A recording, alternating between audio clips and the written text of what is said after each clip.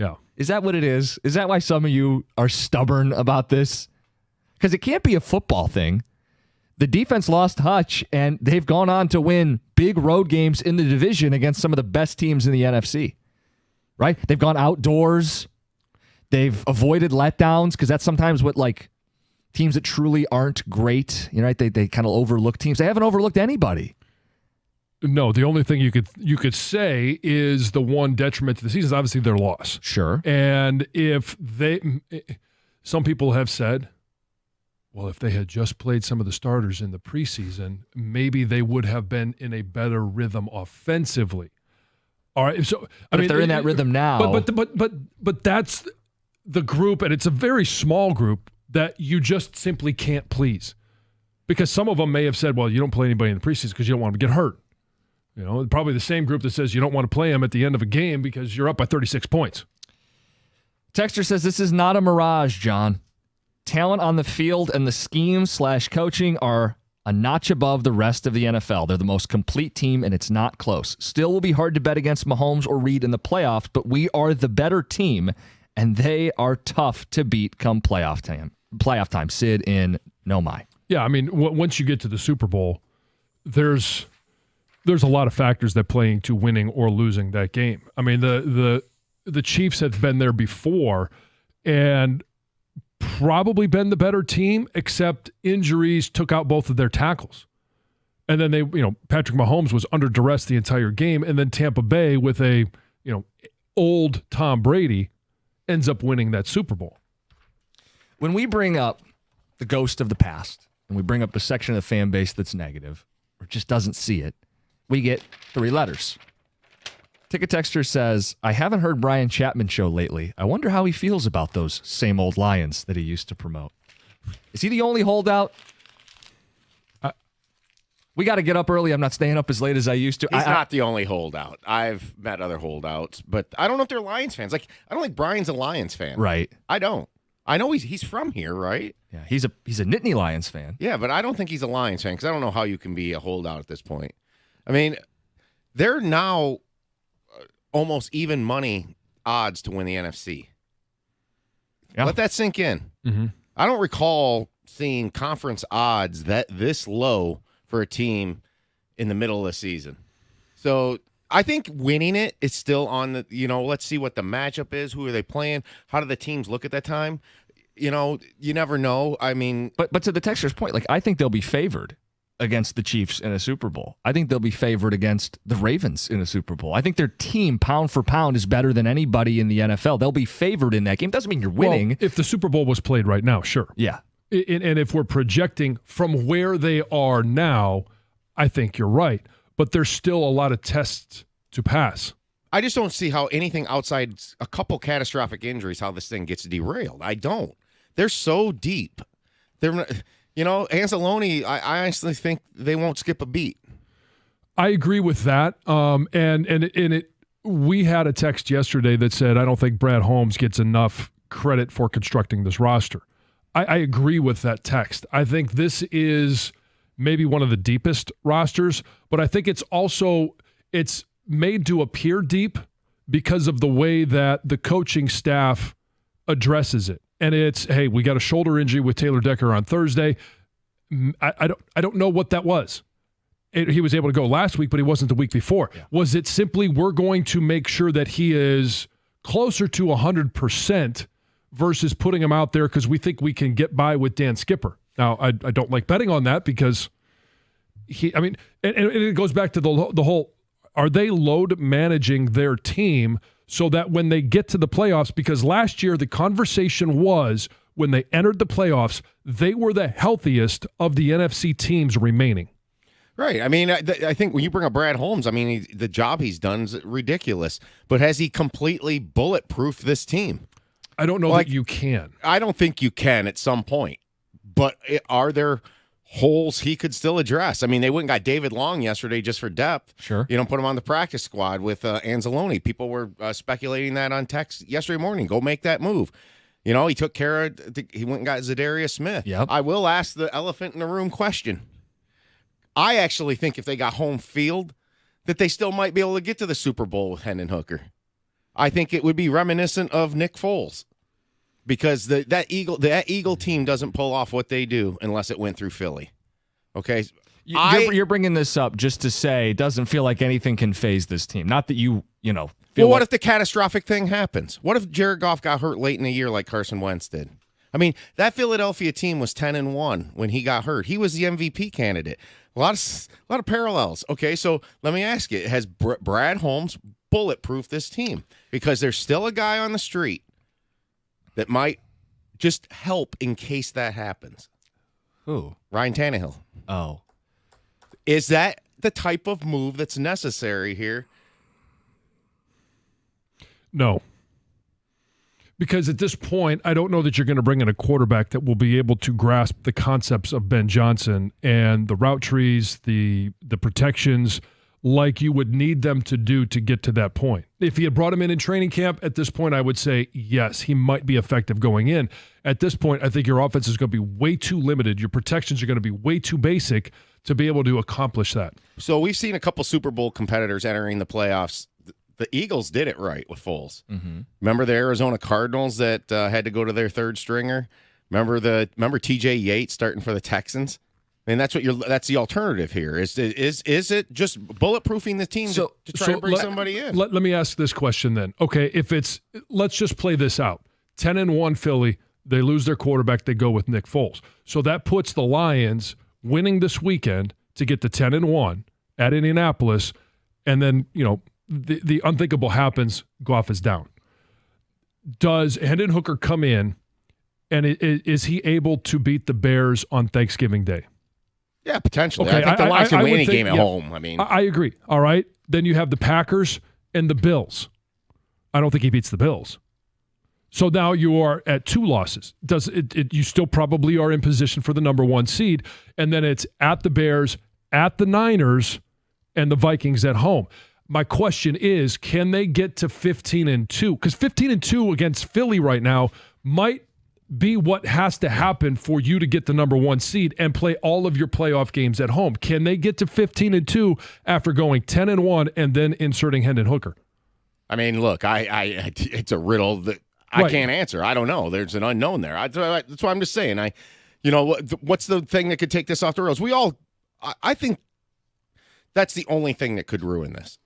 I really do. Yeah, I mean, Goff's playing very well right now.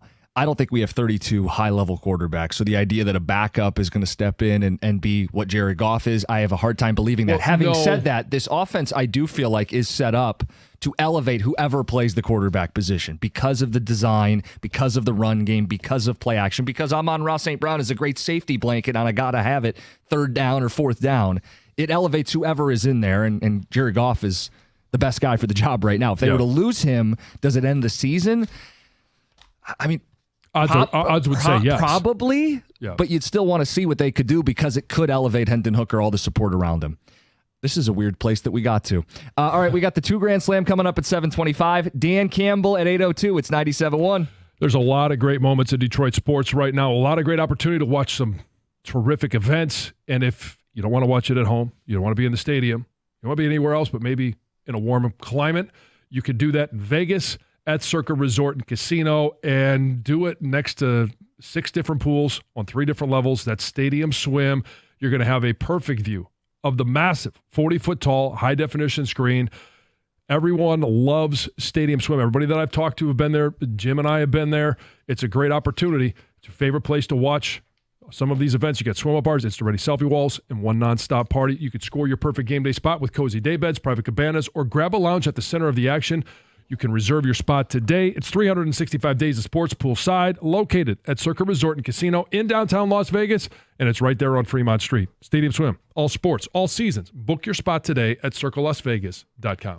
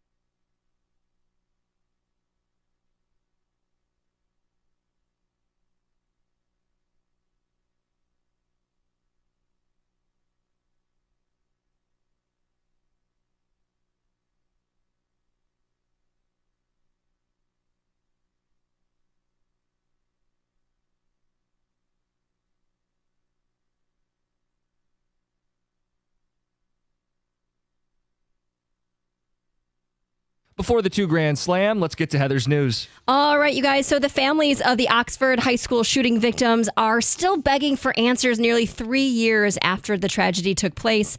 To date, no investigation has been completed with 100% participation of individuals who are tied to the events leading up to and during the shooting. And obviously, there has been the criminal investigations, right? Both the shooter and his parents are behind bars, but the victims' families say that they've learned very little about the events leading up to the shooting, and now the families are demanding that the state government investigate. So the parents held this press conference on Monday. So following their, news conference, Michigan Attorney General Dana Nessel kind of held her own, and she stressed that her office has offered multiple times to investigate the shooting, but that her offers have been, she says, soundly rejected by the Oakland County Sheriff's Office, Oakland County Prosecutor Karen McDonald, and the Oxford School Board.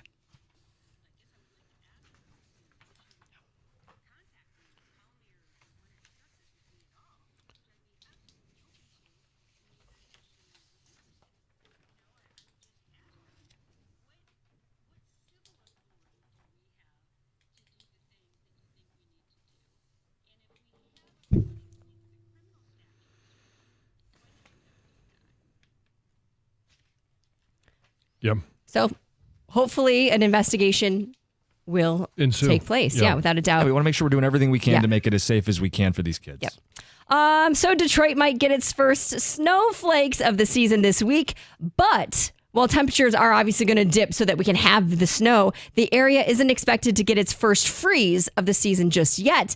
And whenever we do get this first freeze, it will be the latest a first freeze has been documented in 150 years. It's been a nice fall. The record, the record is currently November 15th. That was back in 1915 and 1946.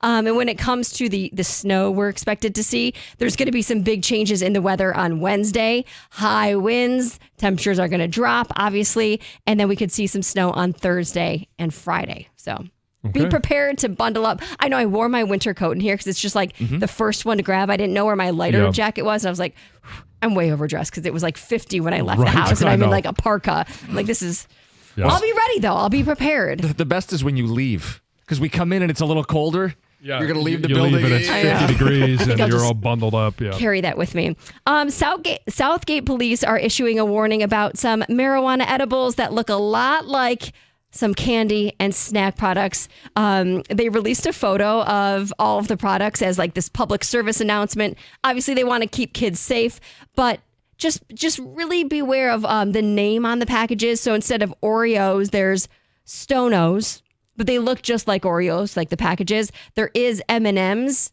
but not, it's M&Ms, not M&Ms. There's THC Snickers. There's Reefers instead of Reese's, and then there's Starbuds instead of Starburst. But the packaging looks just like the candy you would buy. So just be aware of what's out there, guys. The Detroit People Mover is set to reopen after a 3-month track makeover. The announcement was made on Monday on X. They said the People Mover will be back rolling nonstop for 36 straight hours over Thanksgiving. So this 36-hour nonstop service will run from 6:30 a.m. on Wednesday, November 27th to 7 p.m. on Thursday, November 28th. Well, get back you right up through the and game. running. Yep. Yeah. Mike Tyson, if he wants to keep bringing in some cash following his fight with Jake Paul, he does have an offer pending from a porn site. Yes. I'm sorry, what? This happens quite a bit. So after, Netflix viewers caught his bare butt on their TV as he walked away from an interview, now the adult site Cam Soda wants him to flaunt his bare booty on their website. They're going to offer him, they did say this is nothing in comparison to what you already made. They're going to offer him $250,000 for an hour of shaking his booty? Of his booty. Really? Yeah. Oh, well, I couldn't. I could never have a butt like that. But the vice president of Cam Soda. You could. That's all. That's what they want. That's they what they want, want. right? That's what the people want. So they did write him an offer. They gave him this letter saying that the gig is a perfect way to still get him in front of people and perform in a different, less strenuous way. Huh. And apparently, it's a hell of an hourly wage. it is. It's not really Yeah. when you think about it. It's not bad for an hour. Yeah. But anyway, should we try to give away some money? We're going to try. It's 2 grand slams. Yes.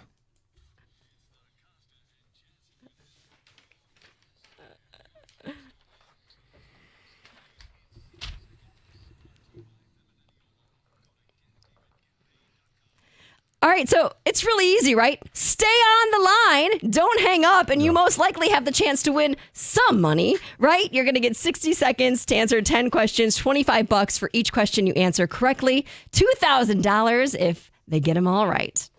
Dan in East Point. Good morning. You're on 97.1. Morning, guys. How's it going? Morning, Heather. Good morning. Good morning. Are you excited, You Dan? guys ready for this? I'm ready. Let's go. I'm ready right, to. yeah. Like I said, Dan, don't hang up. It can get stressful if you don't know, but just pass Yeah. and we'll get back to it. You're going to do great. Are you ready? I am ready. All right, let's play. Here we go. Who did the Dallas Cowboys play last night? Houston Texans. Who will be the New York Giants starting quarterback next Sunday? Pass. Who wears jersey number 23 for the Detroit Red Wings? Pass. The Alamo is located in this Texas city. San Antonio. Where did Dan Campbell play in college? Texas A&M. Who does Michigan play in football next Saturday? Northwestern. Who played Johnny Utah in the 1991 movie Point Break? Keanu Reeves. Who is the head football coach of the Indiana Hoosiers? Pass. Jenny Traft is a college football sideline reporter for this network. ESPN. Who leads the NFL in interceptions?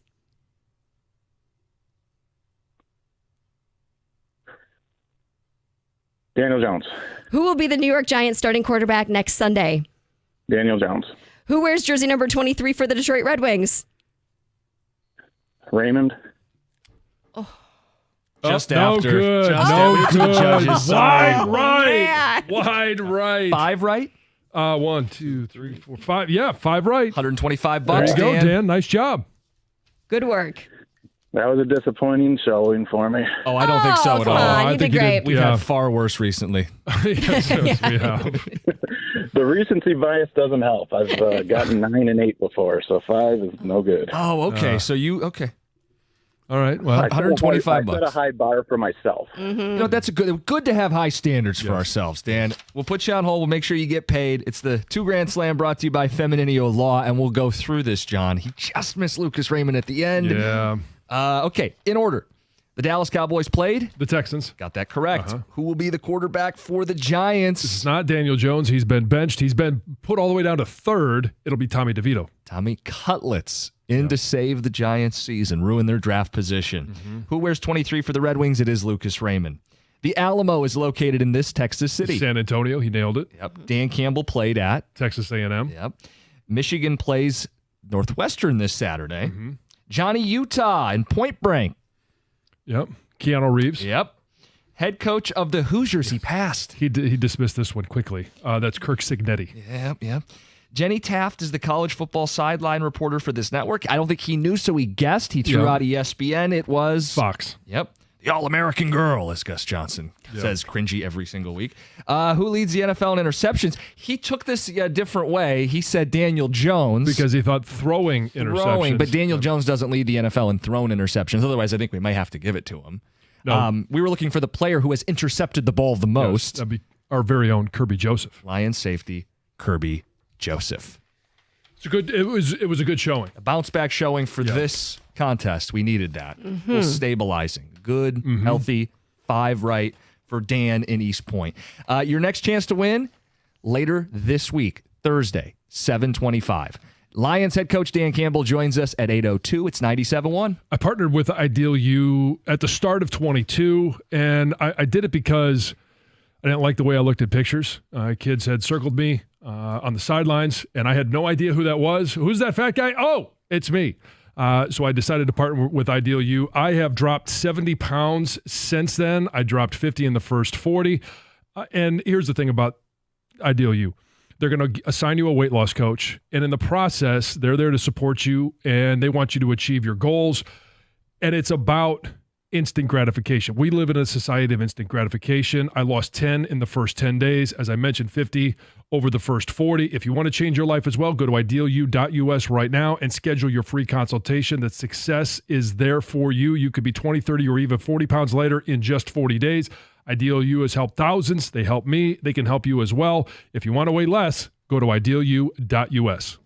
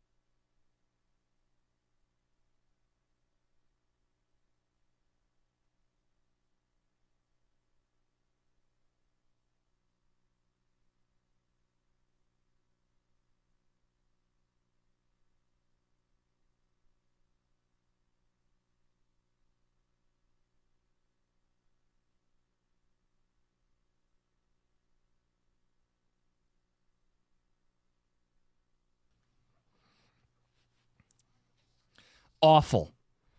Wings go 0 for California. Losses to the Ducks, Kings, and the Sharks last night. Rookie. Macklin Celebrini, a rookie, with the game-winning goal. Wings outshot 104-63 on the California swing of that road trip. They've been outshot in 14 of their 18 hockey games this season. They're terrible 5-on-5. They're just a bad hockey team. They're tied for last place in the NHL's Eastern Conference. Look, there's going to be a lot of people that want to fire Derek Lalonde. I get it. It's not going to fix Yzerman's mistakes, but I do think as the season slips away, you look around and you realize hockey coaches get fired, like often. 14 guys have been replaced in the last year, including by some playoff teams. Lalonde certainly isn't special. Lalonde certainly shouldn't be safe. And, John, they come home on Thursday, and if they lose that game, you're going to hear it from the fans. Where's the sense of urgency? Yeah. That's the biggest question. And where should that sense of urgency originate from? And so, obviously on the ice, it has to be generated by the players, but it comes from the coach. But if the coach isn't getting it done, that sense of urgency that tone should be sent by your general manager. Like, okay, I don't think their roster is the worst in the East. So they're underperforming. And that does reflect on the coach. When you are getting outshot damn near every single game, when you are uncompetitive, right? You can't possess the puck and apply pressure consistently. That's a coaching issue.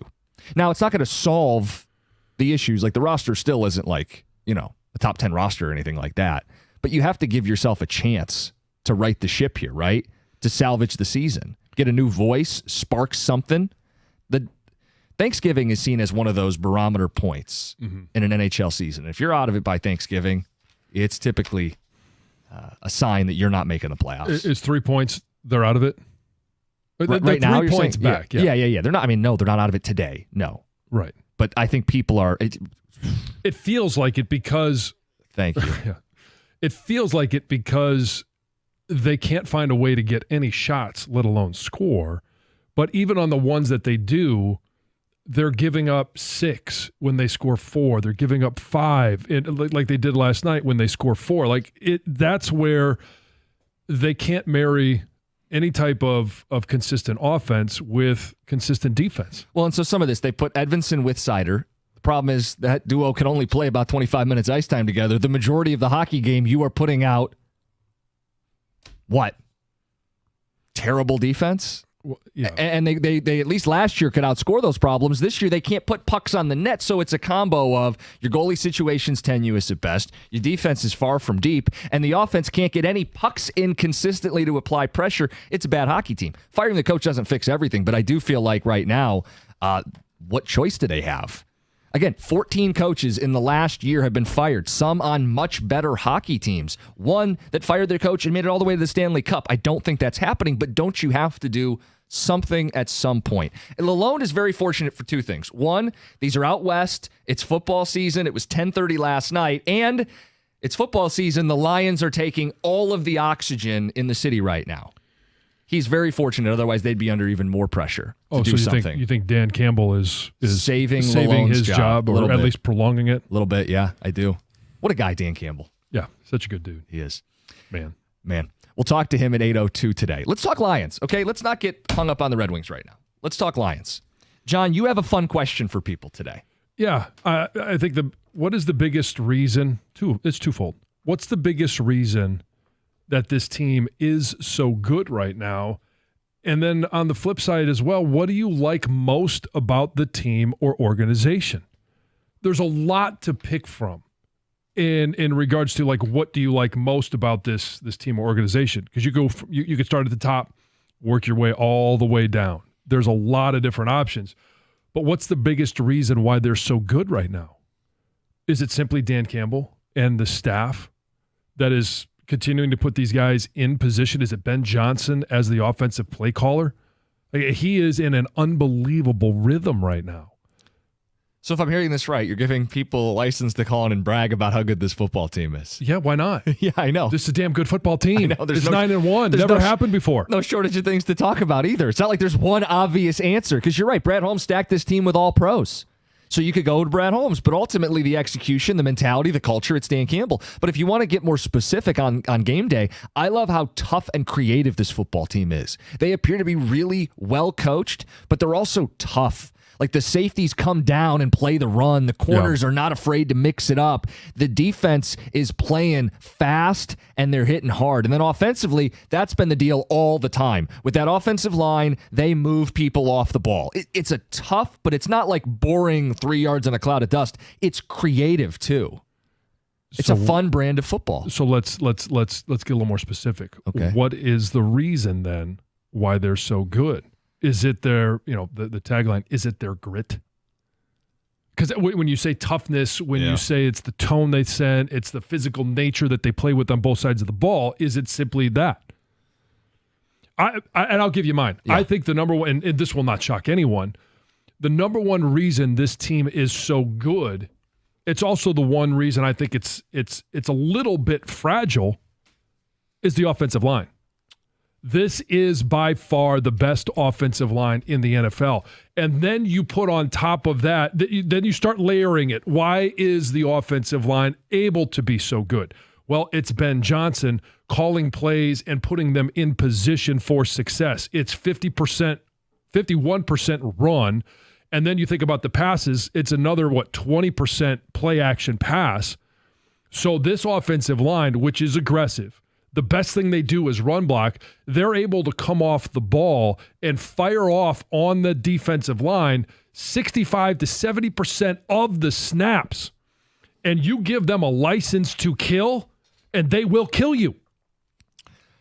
Strength of the football team is the offense. The strength of the offense is the offensive line. It all comes back to the engine of the football team. Well, but I also say it's the most fragile. It's why you saw those positions be the first ones taken out. They took out three guys. They took out 3 guys because we saw what happens when Dan Skipper is in there. And trust me, Dan Skipper is good for this team. There's a lot of things that he brings in regards to extra offensive linemen on the field, of being able to move guys around a little bit, but I don't ever want to see him have to be out there for 70 to 75 plays a game. I don't want him starting. That's why you have to take care of your tackles. Inside, they're a little less fragile. Yeah, Frank, they are much better with Frank Ragnow at center, but they can maneuver some guys around inside, and they can cover up some deficiencies at the guard position that you can't with guys that are on an island. They had a really good offensive line last year, and they had a really good offense last year, and they've picked up where they left off, and that's not really surprising. I think the area that they've taken the biggest leap is with their secondary, right? That's the biggest leap, sure. But that might be what has taken them from good to great to truly great, is that now they can play complementary, is that their defense gets takeaways. Kirby Joseph leads the league in interceptions, and Brian Branch is not far behind him. And it's that safety duo. They can play too high. They both can come down and play the robber and the run game. They have corners. Carlton Davis, super big addition. The talk was he could play, but he just needed to stay healthy. John, he's been a really good addition for this secondary as a number 1 lockdown corner, and it's actually helped take some pressure off Terrion Arnold, who is starting to come into his own right now. The secondary is completely different than a year ago, and it's the biggest reason they've been able to absorb a loss of Aiden. They're going to have to absorb, at least temporarily, the loss of Alex Anzalone. More has been asked of that secondary, and more has been delivered. Here's one on Twitch. My number one reason for the Lions' success is they took the loss in the NFC Championship seriously. They realized they must finish every opponent and not leave anything to chance. Might be an answer as to, the question you raised yesterday. Why is Goff still in the game? Now, I understand that, Jacksonville's not coming back from that deficit, but how much of that is burned into the memories of the players, the staff, the organization? Well, I think it's healthy that it is. I think it's so important that this team doesn't have a letdown. Campbell wanted to guard against it. He said it's going to be hard to do what we did when the season ended. That's why you challenge in the fourth quarter. Like, oh, come on, can we just get the game over with? No, you challenge. You don't take anything for granted. Yeah. Now, I will say, when you're up 36, the largest comeback in NFL history is 33. I don't like putting my quarterback in harm's way, knowing that's the one thing that could really upend the season.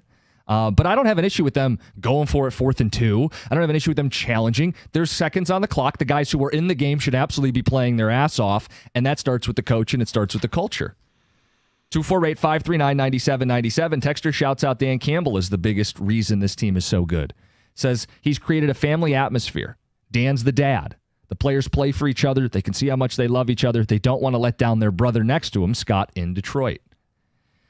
Sheila deserves the most love. The moment we got an owner who cares, has her head screwed on straight, she's brought an amazing coach and a GM, and she backed them early when things were tough. Another one says Sheila's the one that made all these hires. Doug and Lapeer says it starts with her. Mm-hmm. Main reason, Sheila. She's made the right hires. Andy in Chesterfield. Start at the top. Yep. More of your responses next. 248-539-9797. Dan Campbell at 802. It's 97.1. When it comes to managing your finances, you're the bank that gets you and is genuinely interested in your success. That's why I bank, and I think you should as well, with First Merchants Bank. Whether it's your business banking or day-to-day personal banking, First Merchants Bank is 100% interested in helping you prosper. First Merchants bankers are attentive. They're going to sit down with you, take the time to get to know you as they did with me, and build a financial plan that fits your unique situation. And they know that that plan changes over time, year to year, sometimes month to month. And when you make the switch to First Merchants Bank, you're also going to get access to their highly rated mobile banking app with innovative personal finance tools. Plus, they're deeply connected to the community's needs because it's their community as well. And they volunteer and donate to local causes to ensure that we all prosper together. This is the difference of a 100% interest in you. For a better banking experience, visit firstmerchants.com. That's firstmerchants.com. First Merchants Bank, helping you prosper. Member FDIC, equal housing lender.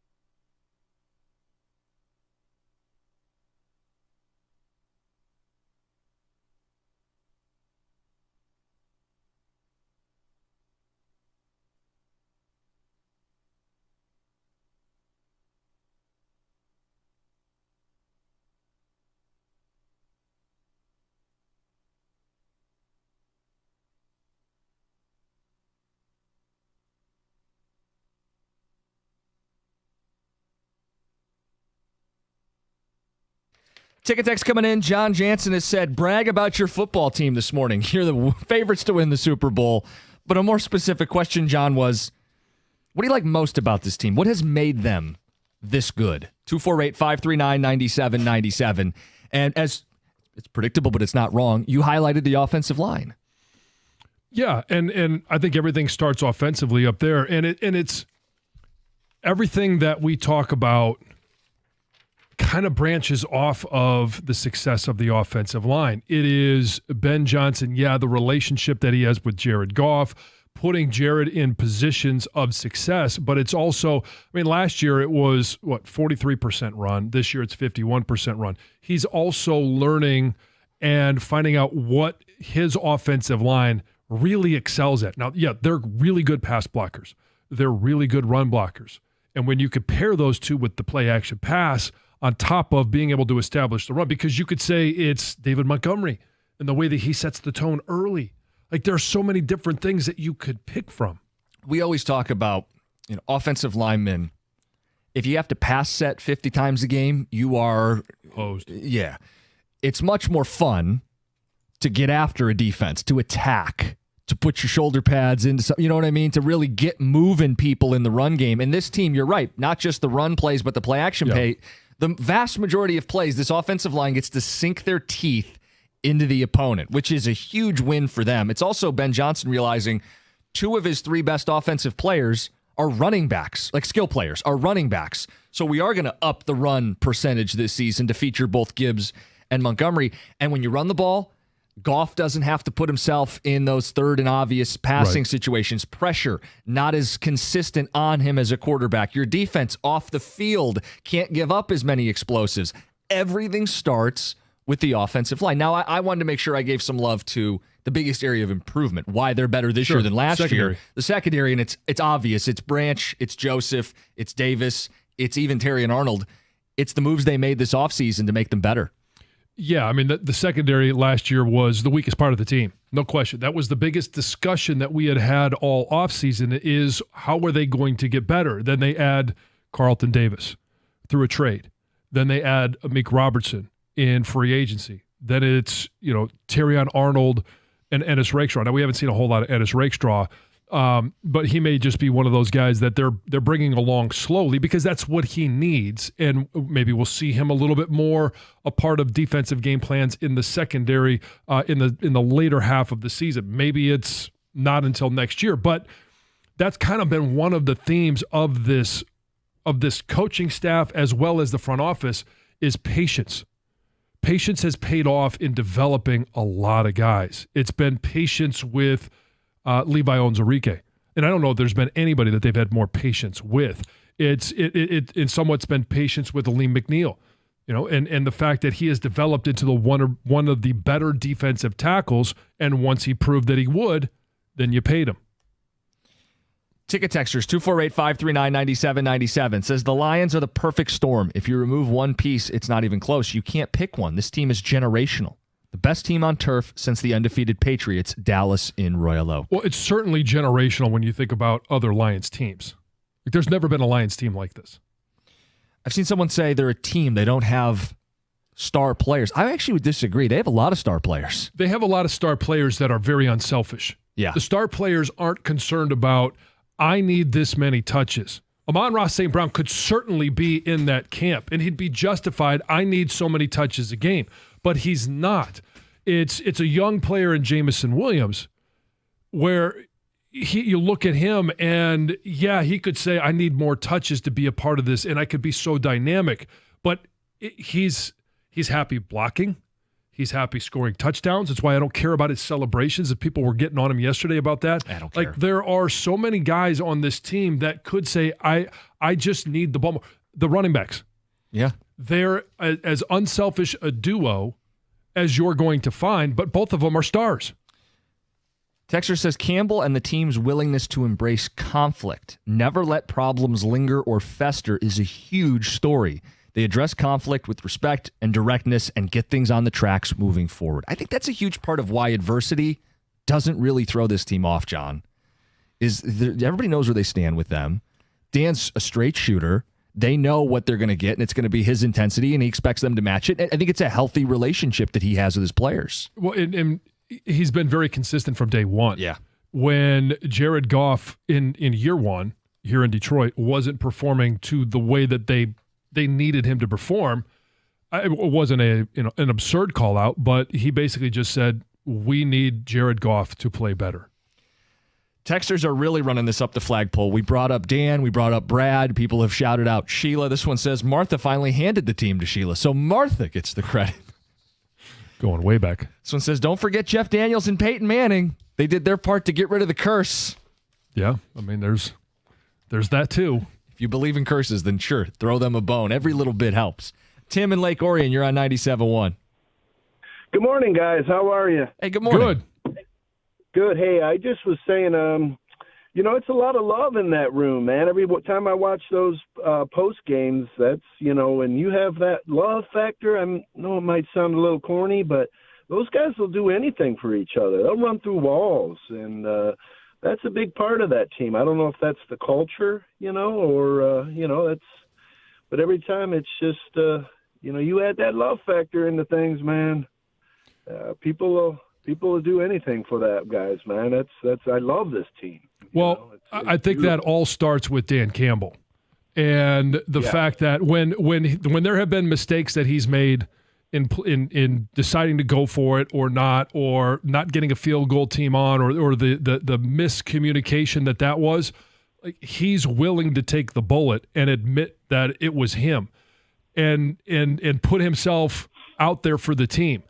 It creates an environment where other guys are willing to put themselves out there for the team. They have that it factor. Yeah, I think it's clearly something that Dan Campbell sets day to day that you need from your leader. It's also the type of people you put in the room. Think about the guys that they have chosen to build around. Or the guys that they have chosen not to build around. Also important. But I thought Penei Sewell was a stone-cold lock when they drafted him because he was tough, but he was also like a hard-working cornerstone player. Aiden Hutchinson, high motor, never leaves the field, right? I mean, these are the type of guys that they've chosen to build around. Amon-Ra St. Brown. Yeah. They paid him. They found him. He's one of these guys, high work ethic, good character. Anzalone, the guy that they prioritized at the start of this. Jared Goff, who they've stuck by, a resilient player. Even if, he can't do this or he can't do that, he can do a lot of good things, and he's resilient. And these are the guys they've chosen to pay and build around. Aleem McNeil just got paid. His play has gone up and up without Aiden Hutchinson. The players that they have chosen to lead this football team are good players. So when you talk about the love in the locker room, you talk about the camaraderie, it starts with finding those good players on draft day and free agency to make those cornerstone decisions. We got Lions head coach Dan Campbell coming up in the 8 o'clock hour. We have a lot to discuss still. College football playoff rankings are going to get real interesting the final couple weeks of the season. We'll get to those at 8:35. Dan Campbell's next. It's 97.1.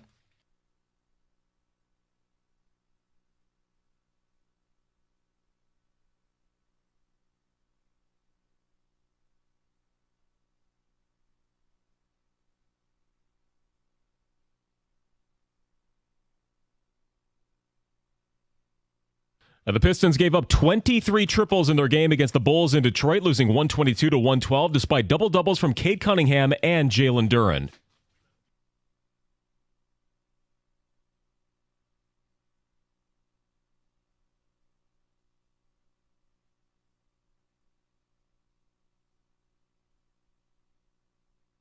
At JB Bickerstaff there, Duren, by the way, had 22 rebounds with a career-high 12 offensive boards. In overtime in San Jose ended with the Red Wings suffering a third straight loss, 5-4. Alex DeBrincat helped force OT with a power play goal with less than 3 minutes to play, but the last-place Sharks skated it off just 46 seconds into the bonus period.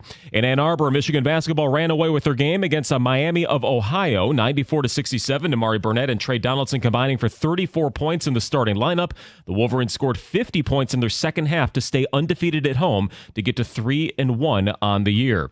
U of M coach Sharon Moore says the team is now focusing on fundamentals as they come down the home stretch of their final games, wanting to cross the T's and dot the I's. And Monday Night Football, Nico Collins returned to haul in 4 passes, and the Texans pulled away from the hapless Cowboys late in Dallas, 34-10. Dallas now 3-7 and without a win at AT&T Stadium. At the Corewell Health Sports Desk, I'm Chris Villar. For more, Go to 97.1 The Ticket and Odyssey.com.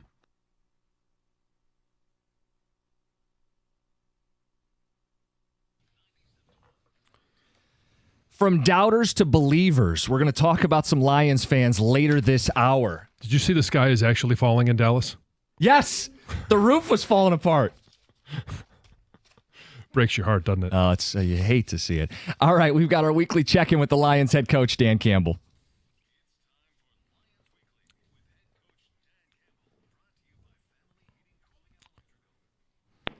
Ten games left. Lions head coach Dan Campbell this morning, setting records left and right after a historic Sunday. Good morning, Coach. Good morning. Is there any way to put what you guys were able to do, offense, defense, special teams, into perspective as to how unique and how special that performance was? No, it's hard to say. I mean, those, they don't come around often. I mean, those are, it just doesn't happen all the time. But we've been a part of a few of these now, and there again, that's a sign of a good team. When you're on top of the details and you play as hard as we played hard, man. We played violent, physical, relentless football, and we're detailed with it. That's what we're capable of. And it was good. And really, look, I said all three phases. Look, our special teams did their part. They just weren't involved that much. Right. Because it was, we didn't have to punt at all. I felt bad for Fox. I know he's over there. He wants to punt. He's pissed off. But anyway, it was a good day. So then as a coach, when because there's always stuff to get better at, is it harder to coach after a win like that because everybody feels like they just put a great game out there? How do you keep these guys on the tracks? No, I mean, our guys have been pretty good, man. Like I say, we don't shy away from what we know it to be. And, if I've got something on my mind, I'm going to say it. And you just, let's call it what it is, man. You have a game like that, you can't let off the gas. This is the next opponent. It doesn't matter what anybody's record is, where you're at, how you feel, how they feel, where we're going. I mean, you got to lock back in again, and we know what we're capable of. But you got to understand too, this team is like the Colts. We're getting ready to go play those guys. They're very much in that division race. They're in the playoff race. I think these coaches do a hell of a job over there. I think Coach Steichen, Gus Bradley, I think they're damn good coaches. I got a lot of respect for them, and we've had a lot of crossover tape in the last couple of years. So they're going to be ready to roll. But the important thing is that we improve on our end and we continue to play good ball. And there again, you want to be playing your best football by the time you hit late December, January, and I feel like we're on our way to doing that. That's important. It feels like throughout the course of the year that you guys have lost just a number of key pieces, and a lot of them on defense, whether it's been, Derek Barnes, it obviously Hutch, and you found a way to overcome those. Now you lose Anzalone for 6 to 8 weeks. How do you replace his, not necessarily his production, I know that's going to be tough to replace, but his leadership and what he means in the locker room for this team? Yeah, I mean, look, these aren't easy. This isn't an easy one. Losing Alex is, it's hard. And you lose another one over there, and it does make it hard. But at the same token, we do have a pretty relentless group, resilient group. They understand that, guess what? This isn't the last thing that's going to happen to us. There's going to be other things going to pop up.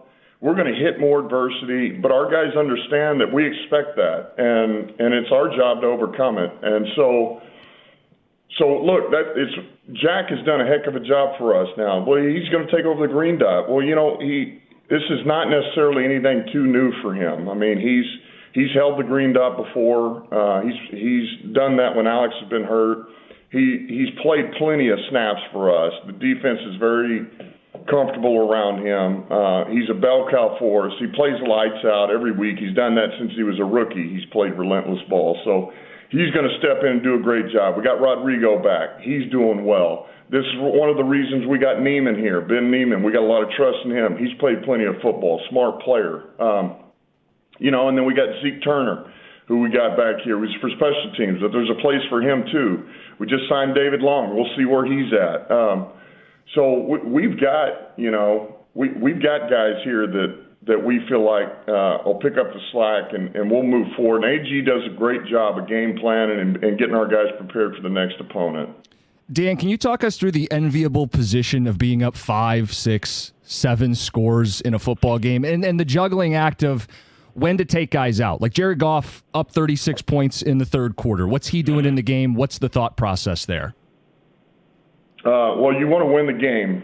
That's number one. What you don't want to do is you get in one of those and you're up, and then you decide you're going to let off the gas and let's get the starters out, and then they mount a comeback, because it can happen. It can happen.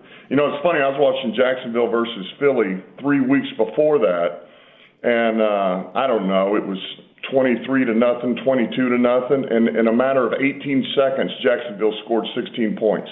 18 seconds in the third quarter. And so these things happen, man, and you don't know what's coming down the wire. The odds are low, but man, you got to be careful. You sure as hell don't want to be up like that and end up getting in a dogfight at the end and something bad happens. That's one. Two is you want to make sure that you end on a good note. You're playing good, efficient football. The guys feel good about it. You're in a rhythm. I think it bleeds into the next week, and I think that's important. So we did that. And then the right time is to pull them out there. If you're able to pull them out in the early fourth, great. And we were able to do that. But if you're asking me to pull somebody out in the third quarter, or you're asking me to pull somebody out right before the second quarter, before Anzalone gets hurt, I'm never going to do that, ever.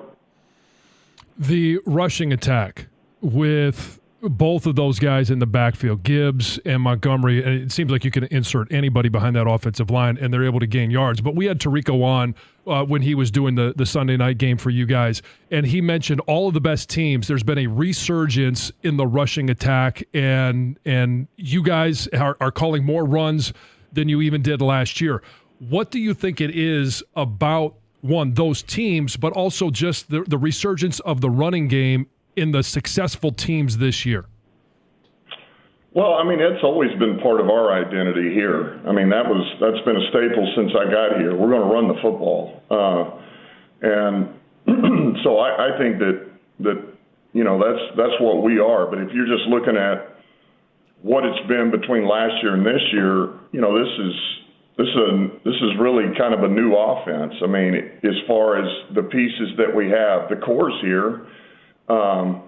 But you add a guy like TP, you add Zeitler, so it's not entirely 100% totally similar to what it was last year. So you got to find your own rhythm, your own identity, and it's been good for us. With Dave Montgomery running the way he runs, it's been good for this offensive line, and then the Gibbs coming on like he's been able to, it's really leaned that way a little bit. And then the pass game comes off of that. But that's one of those years where we feel like it's been good for us. We hang our hat on it. We always will. But look, that doesn't mean that who knows what happens next year. Hell, it doesn't mean that the back half of the season we may tilt more to the passing game depending on opponent or where we're at or how we feel.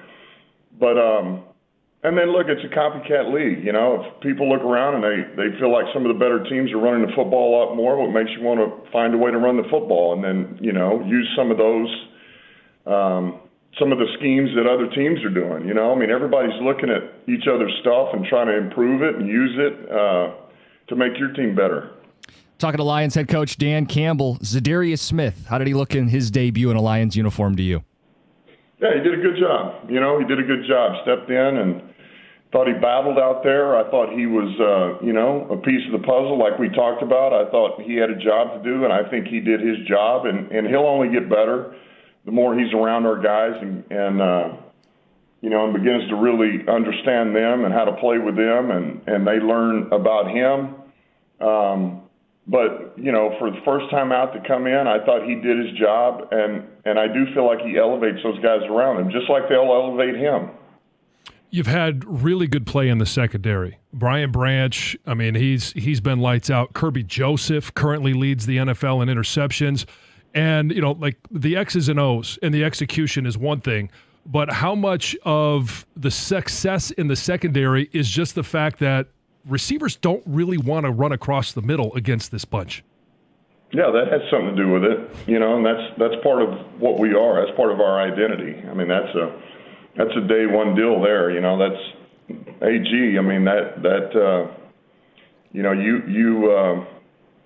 you have to show that you're willing to hit and that you are a physical bunch in the secondary. And I'll say it again. We've said it all the time. If you want to be known as a physical team, you hit and you tackle on the perimeter. Your corners, your DBs, and then on offense, your receivers block and they finish in the run game. That's how you know you got a physical team. That's what we have. So yeah, I think there's enough to where guys know that they got a decision to make if the ball's coming their way, because our guys are going to hit them. But that's how you play football, man. That's how we play football here.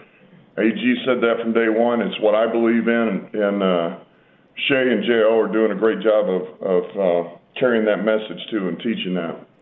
Dan, it looks like you guys are the best team in football, right? Best record, odds to win the Super Bowl, point differential. So I'll ask you, where do you still need to get better?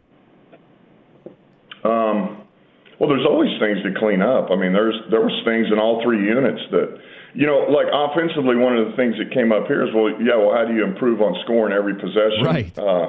Well, there was about three of them we could have scored 5 plays sooner or 4 plays sooner, and it worked out in that game. But what if you are playing Green Bay, you're playing Minnesota, you're playing Kansas City, but whatever it is, you're in one of these. And you're having to go score for score or whatever is going on, you may not have that luxury to get another reload on it. And so that's what it is. You got to clean those up. And then defensively, we had some things come up where, we weren't where we were supposed to be on a few plays, and it didn't catch up to us. But I'll just bring you play Josh Allen or you play Love or you play one of these. They're going to find it, and it's going to hurt you. And it won't just be an explosive. It's going to be a touchdown. So, there's always things to clean up. Was it good? Yeah. Was it improved? Absolutely. But we still have a little ways to go. And we can get better in all three phases. And that's the job, man. Our guys know that. You should strive to be perfect. You should strive to play a perfect game, knowing you never will. But you're always grasping for it. You're always going to try to find a way to absolutely play the perfect game. I'm sure you have no idea what's being talked about you outside the building, but I'm also pretty sure that you know what your own guys are saying. And when I would love to know your reaction and your thoughts, your emotions when you hear guys asked the question, hey, you guys are running up the score. And the response is, well, if you don't want us to run up the score, then play better. Stop it, right? Stop it. Yeah. Come out and play better. So your reaction, your thoughts, your emotions when you hear your guys talking with that much confidence. Well, yeah, I mean, I don't know where all that's coming from. I don't, but yeah, we're just playing football, and we're doing our style of game, the way we play. I mean, hell, we pulled our freaking guys out. I mean, early fourth quarter. We're just playing ball, man. This is what we do, and I'm not playing any different, and we're not playing any different than we have since I got here. And we're an improved team. We're a better team, and we're going to play football the way we believe in football, and that's the bottom line. So we got a confident team. They freaking worked their tails off. I mean, you should have seen how they worked on Thursday and how they work during the week for all these games. I mean, they bust their ass. They believe the way you practice is the way you play. And as long as we keep doing that and we keep trying to improve and clean up our errors, we will be a tough team to beat. He's Lions head coach Dan Campbell. We appreciate the check-in. Thanks, Dan. Thanks, Dan. All right. Thanks. Have a good one. It's 97.1. Hey, all this month, the YMCA of Metro Detroit wants to say thank you to veterans. All veterans who join one of the 7 area Metro Detroit YMCA locations by November 30th can enjoy their first month free. From state-of-the-art fitness equipment, including e-gym to group classes, pools, and programs for every age, the Y has something for everyone and for less than $3 a day. Visit ymcadetroit.org to learn more or stop in your nearest Y to show your military documentation to get your first month free as a thank you from the YMCA.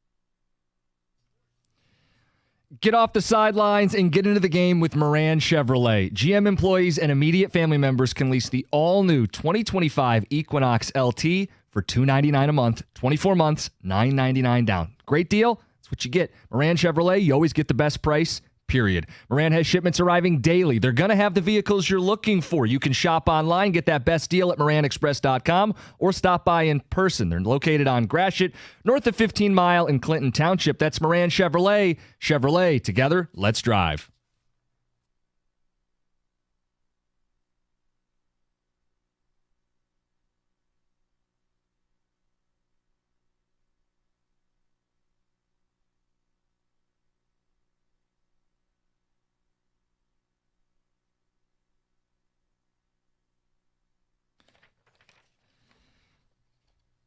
Some reactions to Dan Campbell, our weekly chat with the Lions head coach.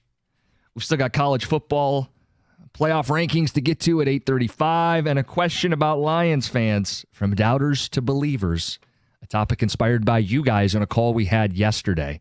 John, a ticket texter, says, damn, struck a nerve asking about running up the score, signed Tony in a truck. I don't think I struck a nerve. And I didn't mean it to come across as running up the score. I had no, No, you didn't ask it in a bad way. I think, he says, I don't know where that's coming from. Right. Well, I was, obviously bringing up the quotes from, his own defensive backs that said, if you want to stop us, just play better. Yeah. And it's Xavier McKinney a couple weeks back said the Lions are trying to embarrass people. Everybody remembers Chris Christie and no class. And Dan knows what that is. He's addressed that. There's definitely a narrative trying to be written about the Lions out there, though. What are they doing going for it 4th and 2 when they're up big? Why are they challenging plays in the fourth quarter? And he made it clear, this is the way we play, and we're going to play that way for 4 quarters. Well, he used the word relentless. Yeah. And relentless is that's kneecaps, okay? That's just coming when something bad happens, you come right back and you're relentless about it. You forget about it, you move on. I was looking up the definition of relentless, and there are some people who think it's a negative word. Really? That it can be oppressive. Maybe for the opposition, you're trying to win a football game. Let me say this. I wish team. Dan would have. He might have been. He kind of said, "Where'd that come from?" Yeah. So I don't know if he's heard this narrative that's out there. It's out there. Sure. It's like people are trying to label the team. Where was the talk of running it up when the Eagles came in here and won 44-6 in year one of Dan Campbell? Right. So the picking and choosing of things, I think there's people out there that are envious and jealous of the Lions because I get it. They've captured the total package, or what that texter had earlier, the perfect storm. Mm-hmm. Talent, approach, doing it the right way. We joked last week. It's at one point, Cobra Kai came up in their whole no mercy motto. Yeah, I really believe that's how they play. People can call that dirty or classless, but it's just like we're just not going to give you anything. Now, if they try to sweep the leg, that's where it's a problem. Yeah, the response should be just play better. The Lions had to play better when the Eagles came in year one and put a beating on them. Now they're doing it to other teams, and teams don't like it as much. Too bad. Play better. He said he's not going to pull guys in the third quarter, right? I asked about Goff, and he said, we're not going to do it. Yeah, it's just not how he's built. It's just not how they're built. Now, they pulled him early fourth quarter. He even said, we're not going to pull guys in the second quarter when Anzalone got hurt. No one was arguing to pull starters in the first half. The question was just, you're up 36 points. No one's ever come back from down 36 in NFL history. But he answered the question. Third quarter, he's not taking guys out of the game. And we know. And he had that instance now 3 times this season, Cowboys, Titans, and Jaguars. Yeah, and it's a matter of, hey, we're out there to win the game. I don't care what it looks like. I don't care what it takes. We're out there to win, but we're also out there to finish. And I thought it was a great point of looking at Jacksonville's history and the recent history of being able to score quickly. And, is that likely to happen the way that Jacksonville was playing with Mac Jones at quarterback? No. Yeah. But none of it is out of the realm of possibility. Let's get to Heather's news. Heather, what's going on? Well, there is a Grinch on the loose. Oh. Yes, No. but he didn't steal Christmas, but stole some Christmas props from a local ballet company. Yeah, so officials with the Plymouth Canton Ballet Company say somebody stole their trailer that was outside of the dance studio. It contained some really important props for their upcoming show, and it was stolen over the weekend. Witnesses have reported seeing a two-door white pickup truck along with a small silver sedan in the area at the time of the theft. There is some videos that have been posted to social media that show the theft in process. So officials are kind of hoping that somebody might recognize the people in the video and will call Canton police. And unfortunately, it was just a couple of weeks away before their big holiday performances of the Nutcracker. So they're hoping that they can either get all these props back or they can raise enough money to kind of accumulate some more. But they say either way, the show must go on. And the performances are scheduled December 6th and 7th at Salem High School. So that's a bummer, though. Yeah. Come on. Imagine, did you just go for the trailer? Or are you just going to dump the, they didn't know, what's the reason? Yeah. Well, it's like porch pirates who steal a package not knowing what's inside of it. And then it's like, oh, sweet, dog food. Yeah, congrats. What are you going to, Here's they your just prize. dump it and then take the trailer? Who knows? Dan Campbell's little dog is getting lots of attention after his wife, Holly, posted a photo on Instagram on Monday. So the photo showed the two kind of cheersing some Starbucks cups after the big win. That's how she said they were celebrating with some Starbucks. And that was cute and whatnot, but it was the fact that he had his little dog sitting on his lap in the car, and people apparently didn't realize that he has not just one little dog. He's got two little dogs. Yeah. He also has a larger dog as well, but people didn't know that, and it's kind of taken the internet over. One person said, did not have Dan Campbell's purse dog on my bingo card. Another one said, dog takes out the ankles, coach takes out the kneecaps.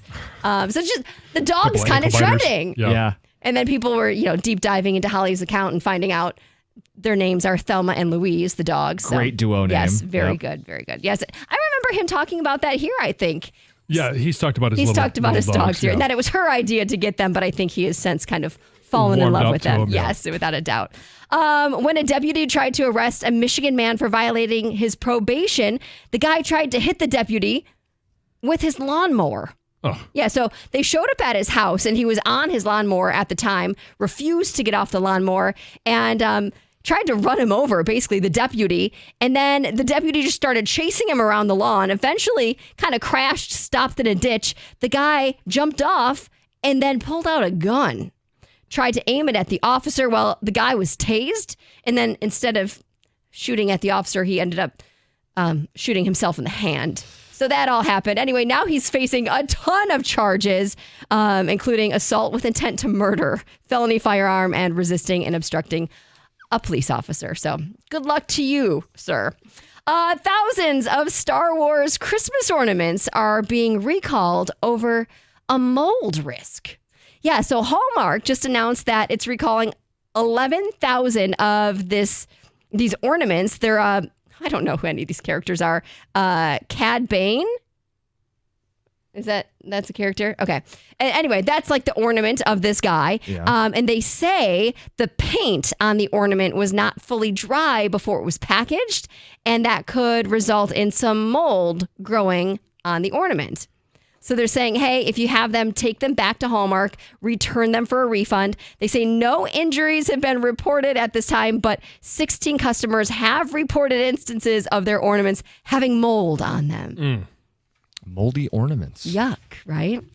Listen to this. A 28-year-old man from South Korea got arrested at an airport. This was in Peru quite recently after he tried to smuggle 320 tarantulas through security.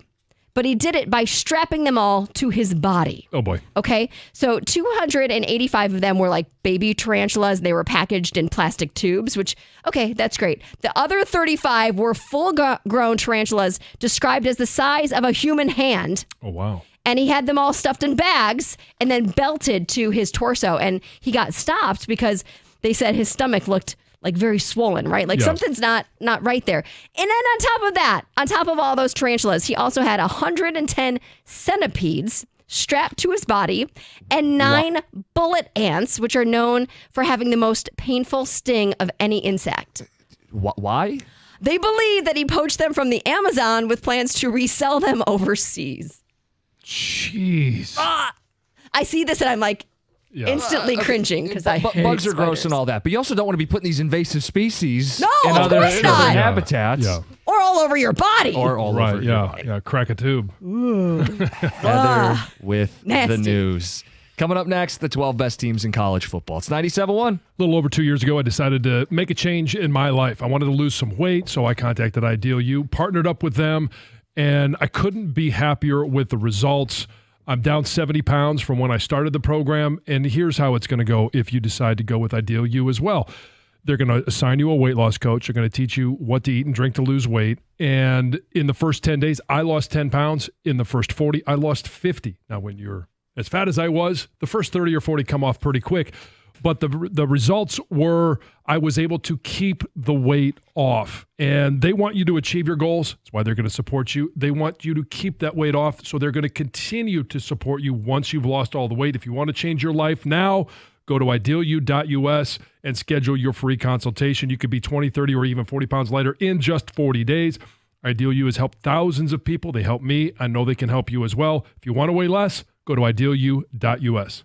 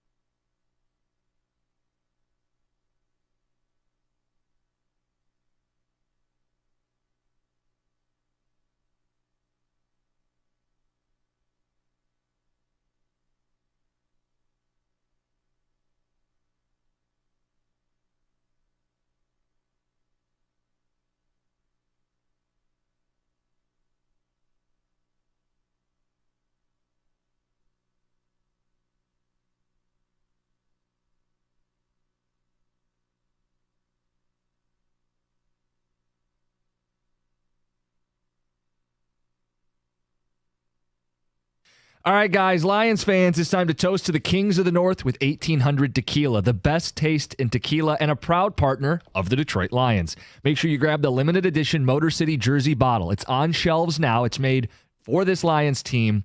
And the bottle looks like the Motor City alternate jerseys the team wore in Week 4, the black label. They'll be gone soon, so get yours wherever you normally would buy 1800 Tequila and enjoy the #1 premium tequila and the taste of victory on game day. 1800 Tequila, Proximo Spirits, Jersey City, New Jersey. Please drink responsibly.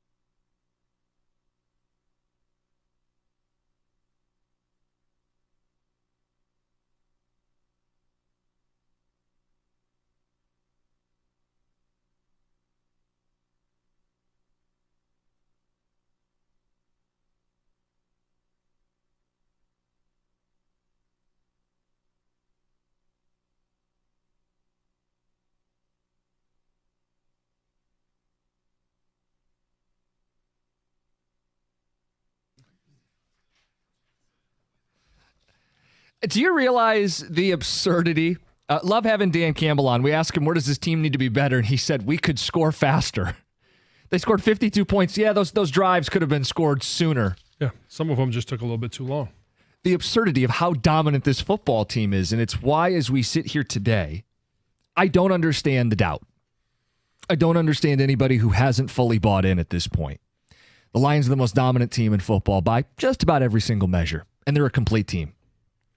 They've handled their injuries. They've rallied. The offense is elite. They're blowing people out. When they play good teams on the road, when they don't play their best, they still find ways to win. They're the favorite to win the Super Bowl. For the first time in the history of the Lions, they're the favorites to win the Super Bowl. So I don't understand those who doubt this team. I think most people have bought in, but there are still some doubters out there, John. Well, here's where you lose me in doubting this team. When you lose leadership, there's always ways to cover up deficiencies. And we've seen them do it on the field where you lose Aiden Hutchinson and you don't create as much pressure. You don't get as many sacks. Your quarterbacks are standing back there, all comfortable, delivering the ball, but you still find ways to win. You're going to be able to do that at times. Not with everybody, but at times. Where they have really shown their grit, to use their own term, is when you lose Aiden Hutchinson in the locker room.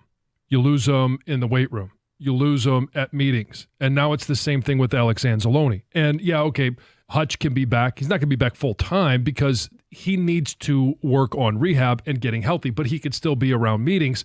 He's not going to be out at practice. Same thing with Alex Anzalone.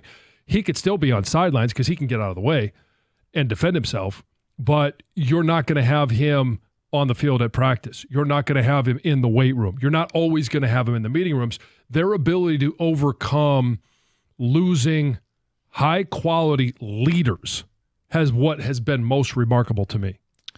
248-539-9797. What we want from you guys, we want to know, are you still doubting this team, and why?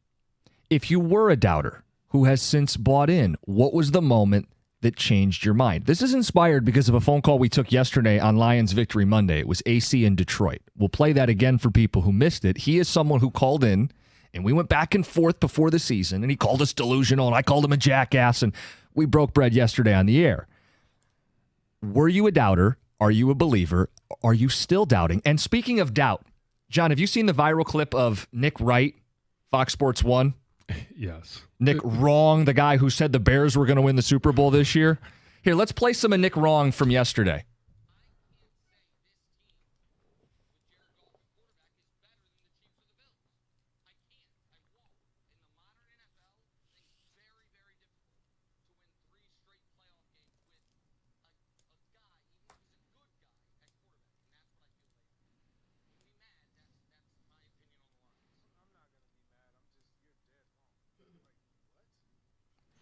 At one point, he said, you can't win with a civilian at quarterback, referring to Goff as just a guy.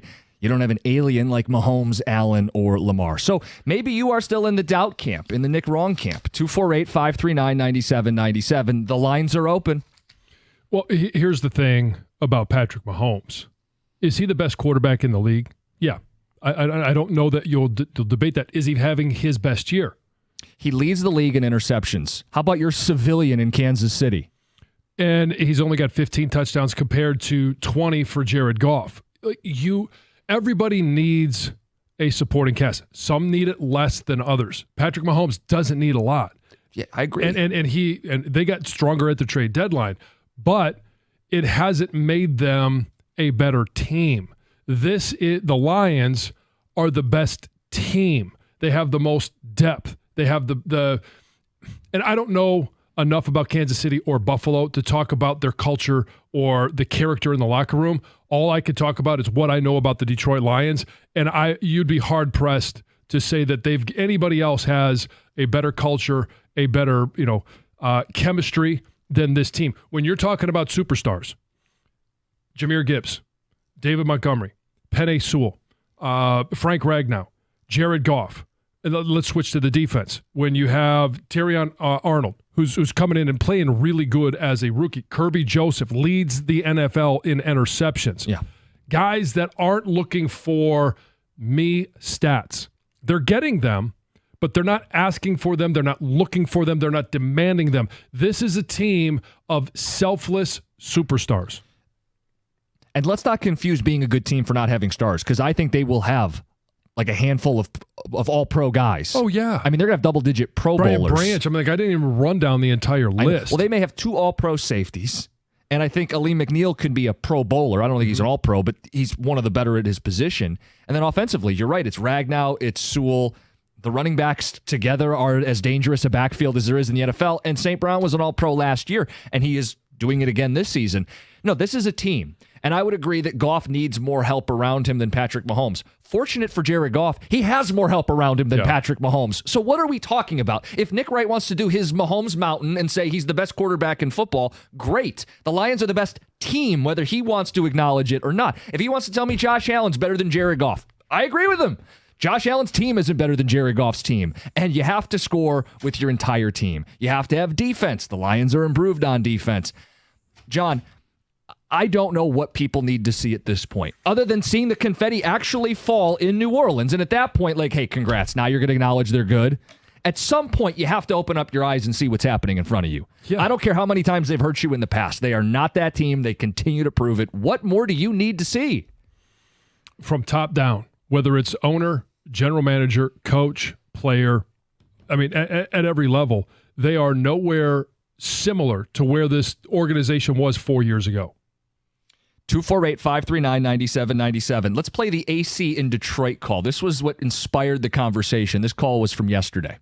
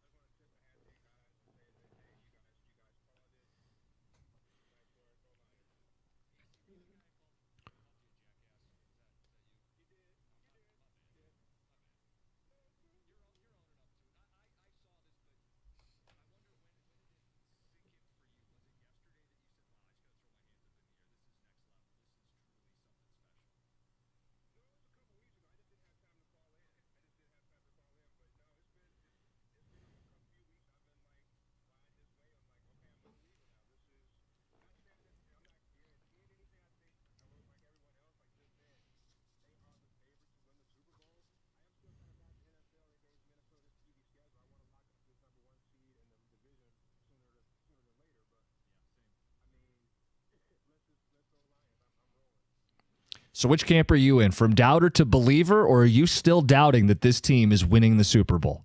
It's 97-1.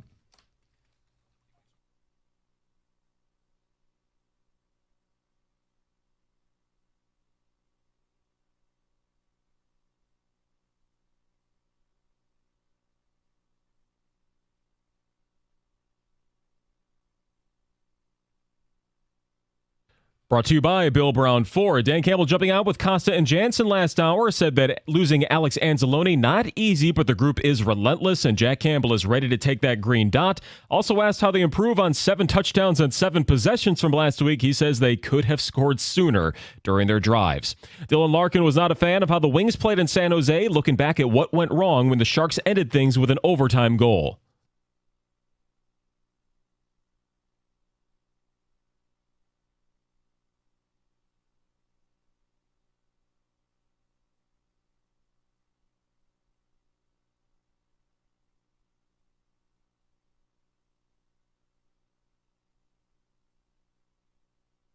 Goalie Cam Talbot said it was his fault, tying a season high with 5 goals allowed. 5-4 was the overtime final. Marco Kasper scored his 2nd goal of the year. Larkin put in his 11th. After being blown out by 30-plus the night before, the Bulls got hot in Detroit, beating the Pistons 122-112 at the LCA. That was their opportunity to reach a 500 record, but the 2-game win streak was snapped. Michigan 94, Miami of Ohio 67 on the hardwood in Ann Arbor. The Wolverines shooting the lights out at nearly 60% as they get to 3-1 on the year. And also we'll find out if Tigers manager A.J. Hinch is the AL Manager of the Year tonight. The league will announce that. The Cy Young Awards will be revealed tomorrow night. At the Corewell Health Sports Desk, I'm Chris Villar. For more, go to 97.1 The Ticket and Odyssey.com.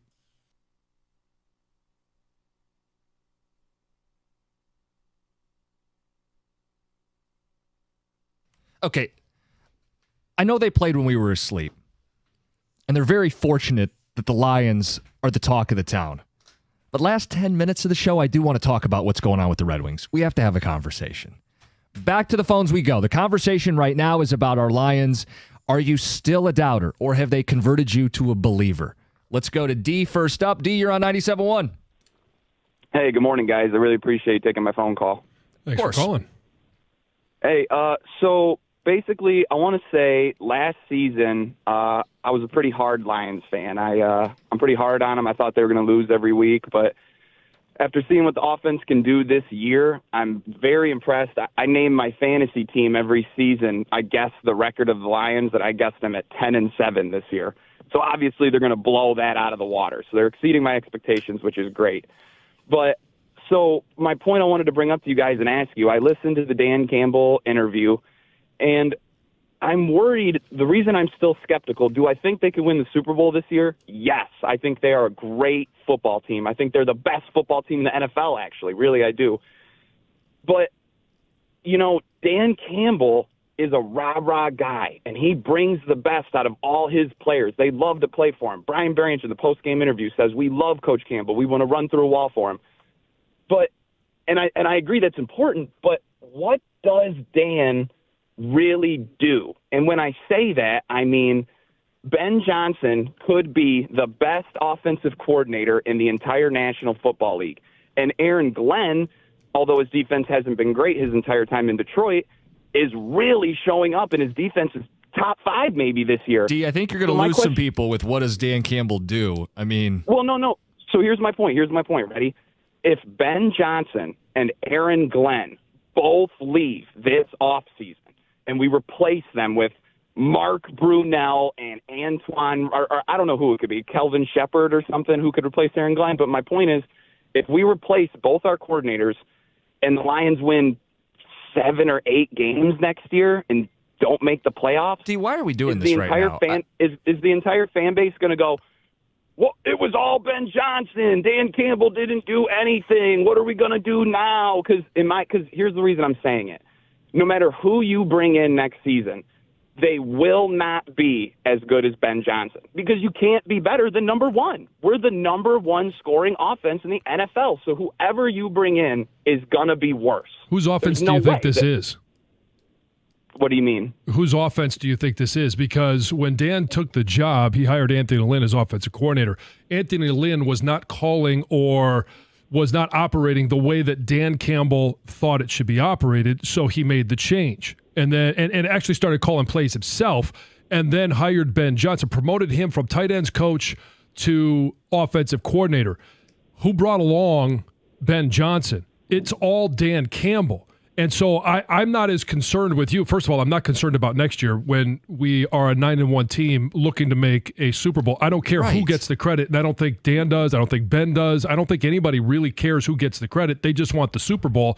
But this is all Dan Campbell's offense. Now, Ben Johnson's the one calling the plays on Sundays or whenever they play, but it's all generated from Dan Campbell. Guys, I'm sorry. That's a bizarre phone call. John's point is right. We're not worried about next offseason and the coaching changes. If you lose both coordinators, yeah, it'll be a question mark. But you have a coach who found those coordinators, who hired them and promoted them in the first place. I'm not sweating next year. Why is that a concern for this year's football team? That Campbell might have a tough time replacing his coordinators after they win the Super Bowl? I mean, who cares? Who even says Ben Johnson's leaving? I just say careful here. You did ask for doubters to call in, so I would season. What I was going to say is you're going to get delusional people when you ask for doubters. But what about when Dan Campbell retires from coaching? What will they do? What are we going to do then? Right. Let's get to Alex in Madison Heights. What's up, Alex? Hey, what's going on, fellas? Appreciate you too. I just got to say that last call, just real quick, that's absolutely absurd. That's absolutely absurd. Dan Campbell, heart and soul of this team. I mean, even to use the heart analogy, you take the heart out, you're literally not alive. You take Dan Campbell out, we're back in the dark ages. Bunch of nonsense. But no, I mean, 100% Lion believer. You know, as soon as we got Dan, as soon as he came in, gave that initial press conference, it gave me hope. And slowly but surely, same old Lions has been worked out of my system. I'm really excited by the end of season schedule. We got a couple teams with mobile quarterbacks that, I'm really keen on seeing how we're going to perform against. That is the element, the variable that makes me nervous is a mobile quarterback. We're caught in a shootout.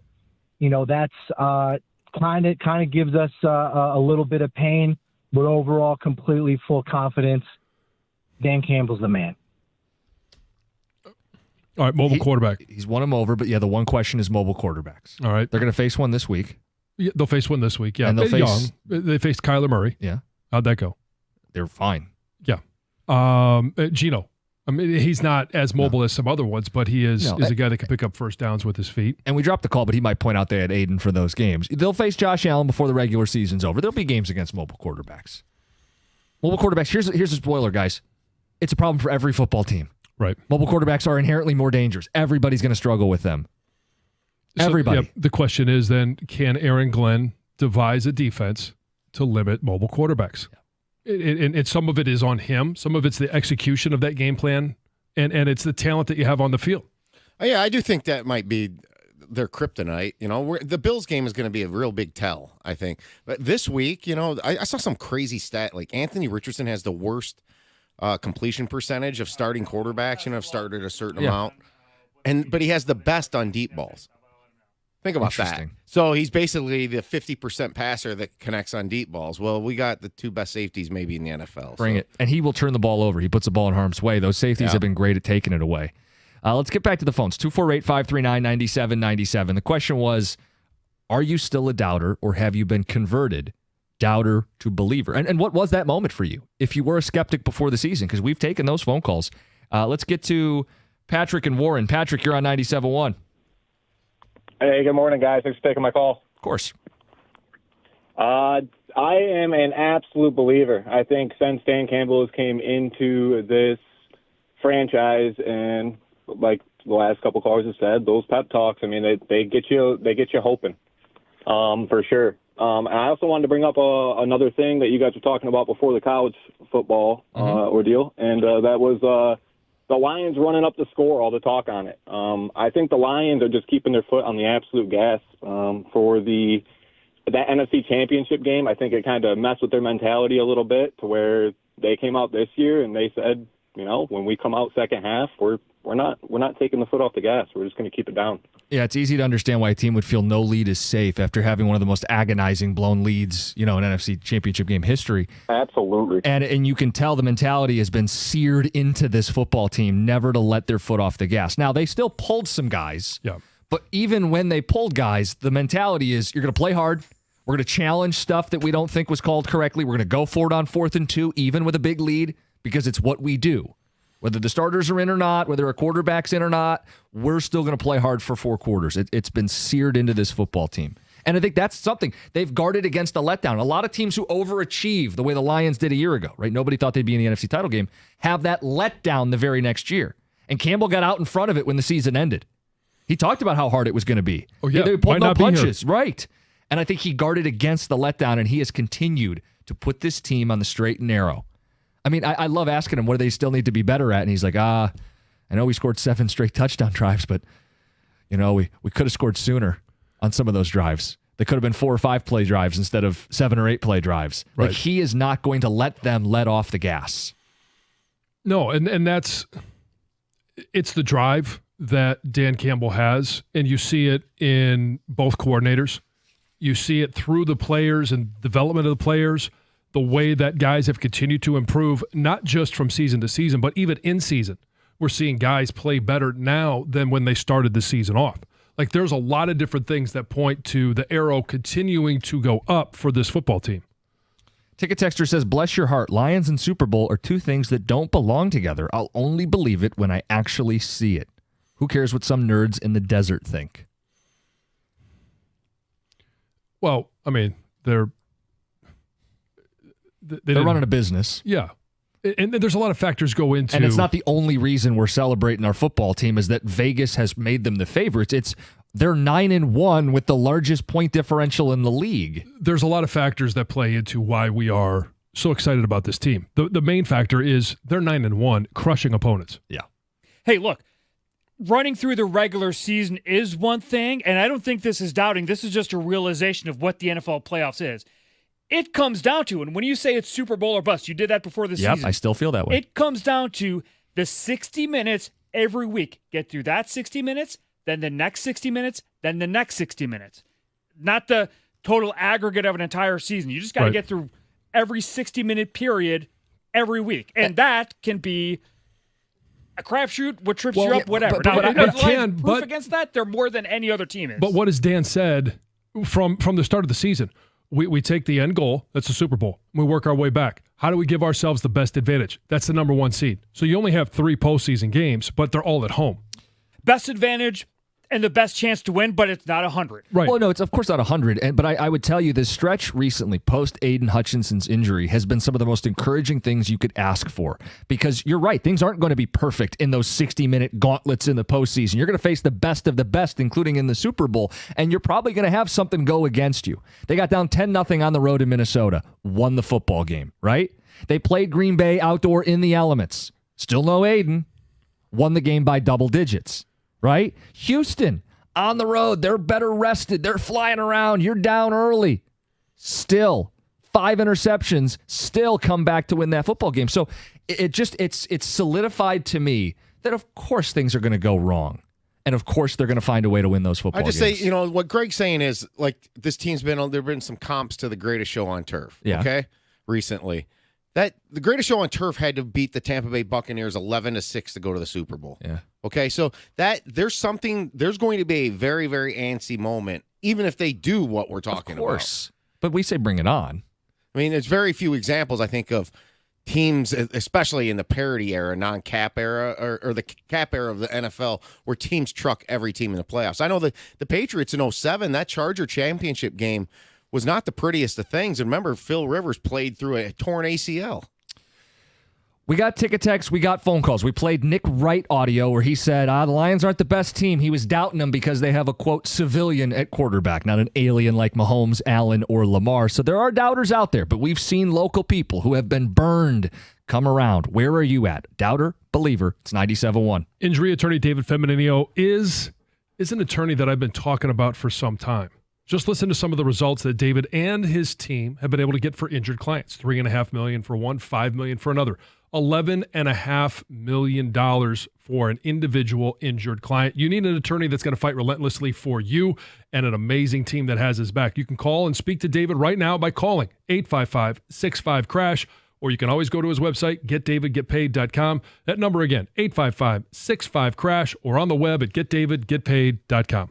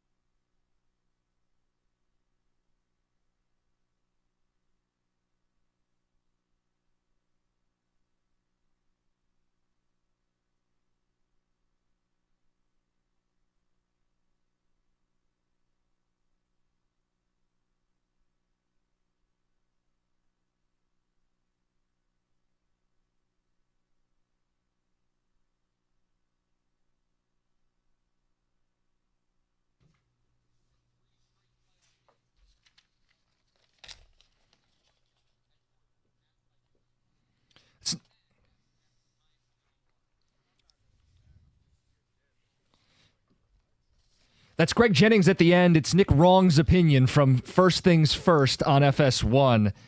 Nick Wright was also, by the way, the guy who said the Bears would win the Super Bowl this year for those keeping score at home. But I would file him under the doubter category. Yes. You can't win with a civilian at quarterback, as opposed to Mahomes, who's leading the league in interceptions. Oops. John, I think this has been an evolution locally, where fans went from doubters and have largely become believers. We've wanted to hear from both groups. If you doubt, what's holding you back? Seriously, guys, what are you waiting for? And if you're a believer, what eventually flipped the switch for you? Yeah, and when did it happen? Was it just simply you needed to see Jared Goff be good in cold weather at Green Bay? Yeah. Surviving post-Aiden Hutchinson and thriving in some ways post-Aiden Hutchinson. Yeah. Was it going to Dallas? Even though now that we've learned Dallas is a dumpster fire, but was it going and righting a wrong from last year? Was it, going to Minnesota and showing that you could come from behind and put together a drive by Jared Goff and then have a kicker that could actually kick a game-winning field goal? Same thing with the Packers on the road, the Texans on the road, and not play your best game. In fact, play your worst game, but still come away with a win against the first-place team. Jack Fox's lack of production is my only concern, Steve in Petoskey. Yeah, I know. It was Dan's reaction to that was pretty funny. Anyone doubting the Lions at this point is missing out on the truly enjoyable season this is. Crying out loud, pour yourself a big glass of Honolulu Blue Kool-Aid. Guys, drink up. Yeah, just sit down and enjoy it. Just super quick, Goff did appear in a Super Bowl, right? He did. Yeah. He didn't play well in that Super Bowl. No, he did not play well in that game. He went against the greatest defensive coach of all time in football history, in my mind. Yeah. But this Lions team's better than that Rams team, right? Yes. Okay, I just don't connect the dots. Yeah. Same quarterback, better team. Why would you think they can't win? Well, that's the key. I mean, if you want to tell me that there are guys who are better quarterbacks than Jared Goff, okay. They aren't on better teams. And we know how important supporting cast is for a quarterback. We've watched it happen. We've watched Jared Goff grow in this offense, on this team with these guys. And these guys aren't just guys. They're all pros. And recency bias, or can he win 3 games in a row in the postseason? Well, he didn't last year, but to Tom's point, he did at some point. And I don't even know if they were the number 1 seed that year. In fact, I don't think they were. John, they won 2 last year, and it wasn't his fault they lost the 3rd one. Oh, yes. But my point is, when Nick Wright says that he can't win enough postseason games to even get to a Super Bowl, he already has. Thank you. Ticket Tech says... it's as simple as that. Yeah, you can't do it twice. That's what I meant to say. All right, let's get to Nick in Ann Arbor. Nick, you're on 97.1. Hey, how you doing, guys? Good. Good. This is so much fun. Like, how could you not enjoy this, too? They're coming back down below to win. They're so disciplined, guys. So disciplined.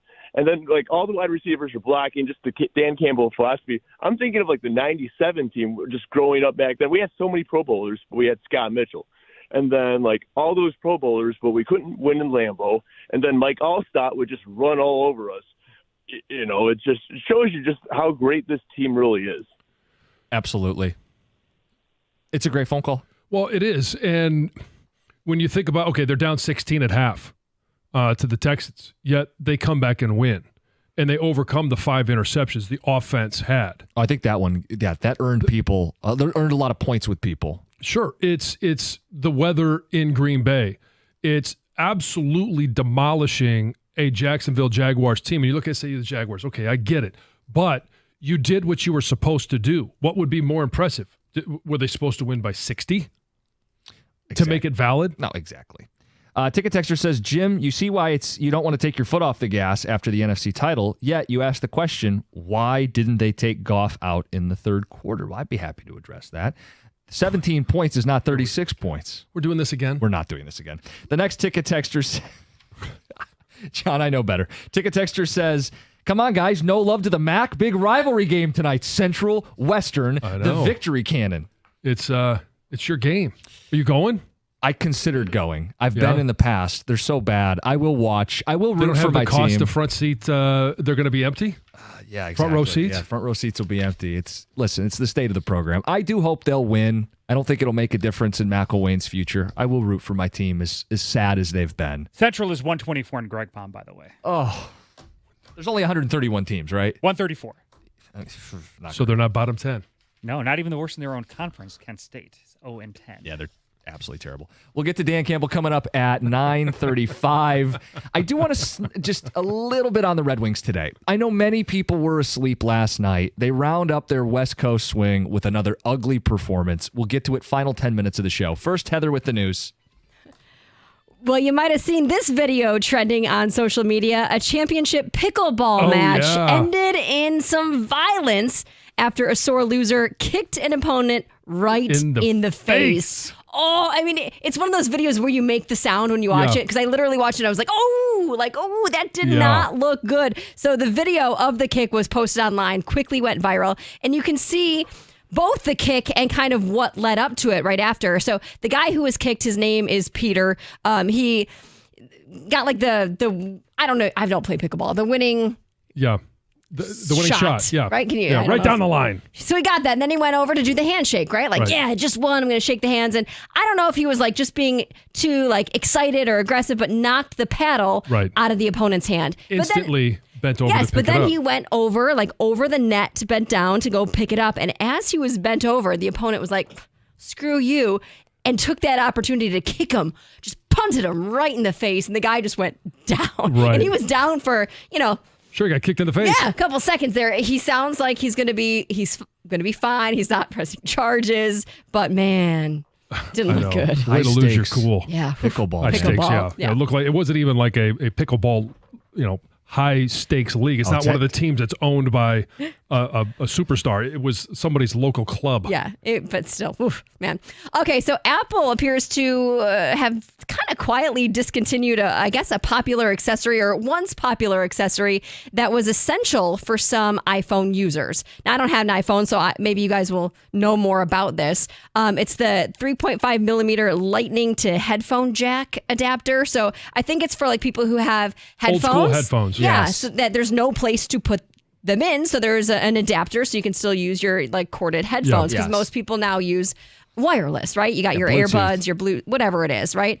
Anyway, they're no longer available on sites in the US, in the UK, like on Apple sites. I think you can still probably find them on like an Amazon or an off-brand maker, right? They're being phased out, But they're being phased out. So some people are quite upset. They were first launched in 2016, kind of came along, like you would get that in the package when you got the upgraded iPhone, but now say goodbye. Yeah. Time's changing. Got to update your headphones or whatever else you use, right? The University of Massachusetts fired head coach Don Brown on Monday before he completed his third season leading the program. So he is the former Michigan defensive coordinator. He took over the program at Massachusetts in 2022. He went 6-28 in his second stint with the school. So now the offensive coordinator, Shane Montgomery, will serve as the interim head coach until they find a new permanent coach. Yeah, didn't go well. No, it did not go well. Let's see. The first weekend of firearm deer season has come and gone, and more than 61,000 deers have been harvested. That's just with the... There's no S on the end of that. What do I say? Deers. Deer. Okay.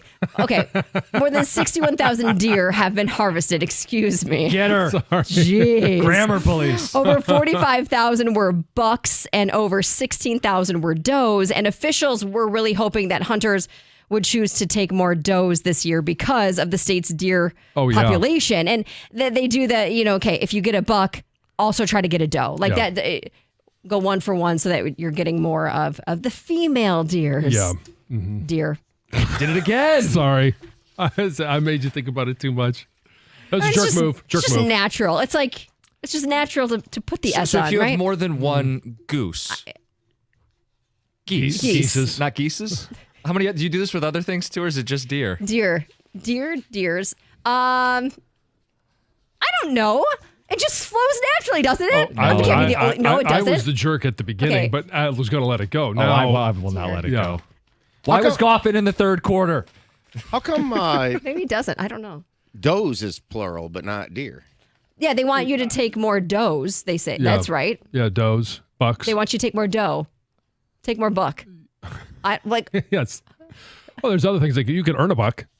It's not part of it. Yeah. But to me, you sorry, gotta shoot a doe to get a buck. So sorry. Anyway, overall this year in total, over 157,000 deer have been killed. It's a lot of good meat. Venison season. That's Heather with the news. Coming up next, Dan Campbell. We wrap the show with a few thoughts, a conversation we need to have about the Red Wings. It's 97.1.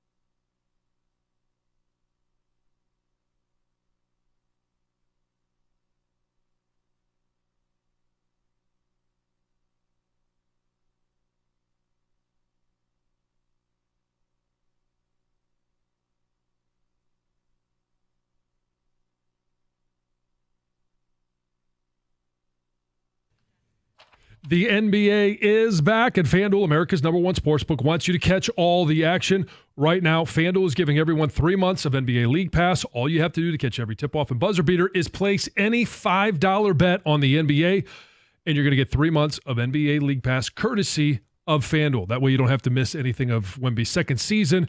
Maybe it's, LeBron and his son. You want to catch them. Whoever it is, whatever the reason, you can do it with NBA League Pass. Just visit FanDuel.com/Jansen to make every moment more this season. FanDuel is an official sportsbook partner of the NBA. Must be 21 or over and present in Michigan. After 3-month free trial, the full price of League Pass will be automatically charged monthly. You can cancel anytime. No refunds, terms, restrictions, and embargoes apply. Limit 1 pass per customer. See terms at sportsbook.fanduel.com. If you have a gambling problem, call 1-800-GAMBLER.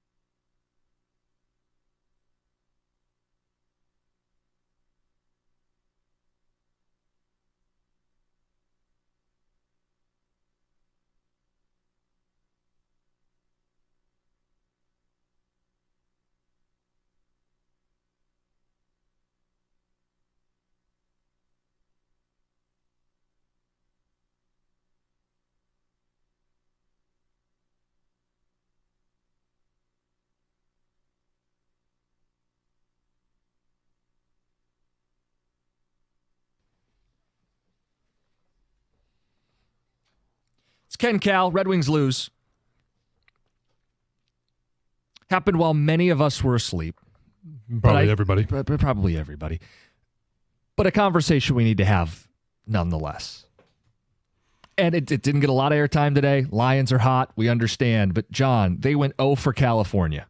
They went out west. They lost all 3 games. Ducks, Kings, and Sharks. They were outshot in every single game. And in last night, the piece de resistance, they blew 3 different leads against a bad San Jose Sharks team.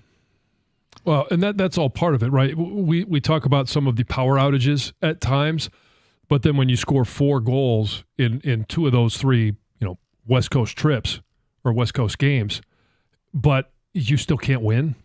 Well, and again, the goalie play is up and down. The defense is pathetic.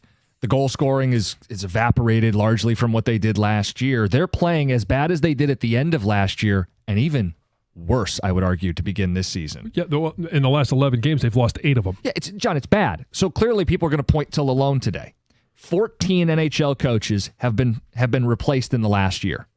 14 in the last year. What makes Lalone so special? Some of those teams were playoff teams that replaced their coaches.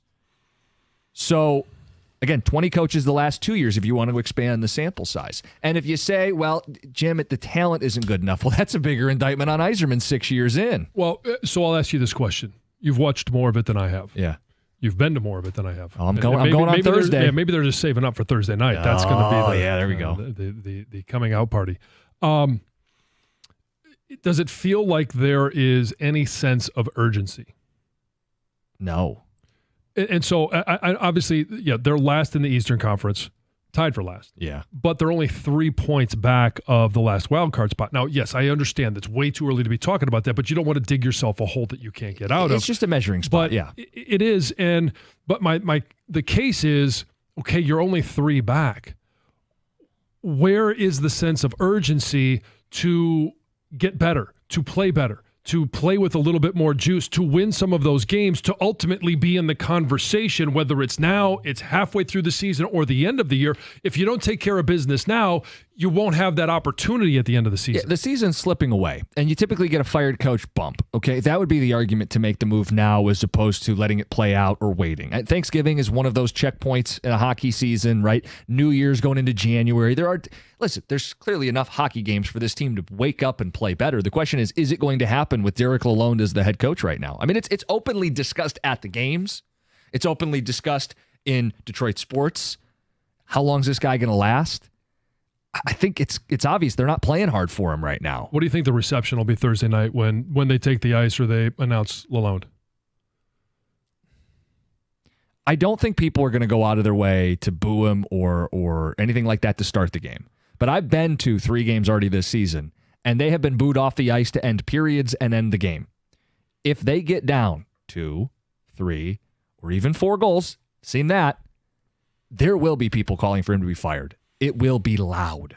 This hockey fan base got a taste last year, and they feel like they got spit in the face this offseason. Did they do enough? They kept the coach. Did they do enough with the roster? And do I think firing Lalonde instantly makes this team a playoff team? I think that'd be naive. And I think there's deeper questions and issues with the way Steve Yzerman has built this team 6 years in. But it does feel like keeping Lalonde while your season slips away is a reflection of Steve Yzerman's lack of urgency, to use your word. Right. Well, or they're just not doing enough. Yeah. And this is, there's not much you can do with the roster at this point. You can make some tweaks, and you could do, depending on where they are at the trade deadline, sure, there are moves that you can make, but this is the here and now. What is it that's going to create a spark to get them out of this rut? So Gerard Gallant is a name that doesn't have the baggage of Joel Quenneville, but Gerard Gallant's a coach who, way back in the day, played with Steve Yzerman and has coached an expansion team to the Stanley Cup. He's just available. He's hanging out on his couch. Do you like what's going on right now? They are outshot in 14 of the 18 games this season. They are not competitive. They played some of the worst teams in hockey out west, and they lost all of them. I don't know when the breaking point will be, but it feels like we're getting pretty close. Yeah, I mean, it sure feels that way. And I just don't know, is it now? Is it 2 weeks from now? Yeah, I mean, okay, is it you Thursday? get to Thanksgiving. Yeah, what is it? Yeah, John, I don't know. And again, it's because Yzerman's been so patient, and he's been given carte blanche that there really isn't that much pressure. I mean, even today we bring this up, like it's football season. You know, people are more interested in the Pistons right now than the Red Wings. You know, you really wonder, where is the heat going to come from? Because it should be internal. Like we talk about the Lions, and the pressure to win is from guys like Dan Campbell and Brad Holmes and the guys in that locker room. The pressure should be Steve Yzerman internal. He should be disgusted.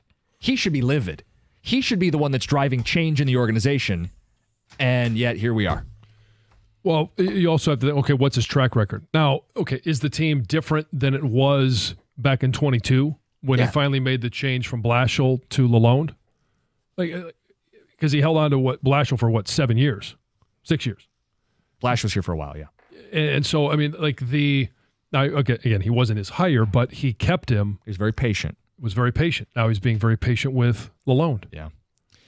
Gator, we didn't do 4 hours on it. We did a few minutes to close the show. You lose to San Jose, 3 straight blown leads, or 3 different blown leads in the hockey game. It's just a bad product right now. Yeah, they're not playing at a high level at this point. I mean, Yeah. there's so many holes with it. The penalty kill's been horrible. They don't really score even strength goals all that often. No. They're getting outshot every single game when they're taking on a team that also gets outshot every single game, and then they get outshot by 14 or whatever it was last night. It's a problem. It's what is it, 18 games into the season at this point. Outshot 14 times. What's that? Outshot 14 times. Yeah. So it's like, I you mean, guys don't. I'm not ready to pull the trigger on this yet, but it's getting close. Like, if you're telling me, is the seat hot for Derek Lalonde? I think the seat is hot, but I mean, Steve Yzerman's got to look at himself in the mirror too, because Agreed. he's the one that assembled this team, and I thought there would be some bumps in the road getting to where they need to be, and I'm not ready to hang up on it. I do think this team still has potential defensively to be one of the top half teams in the league, but they're not playing like it.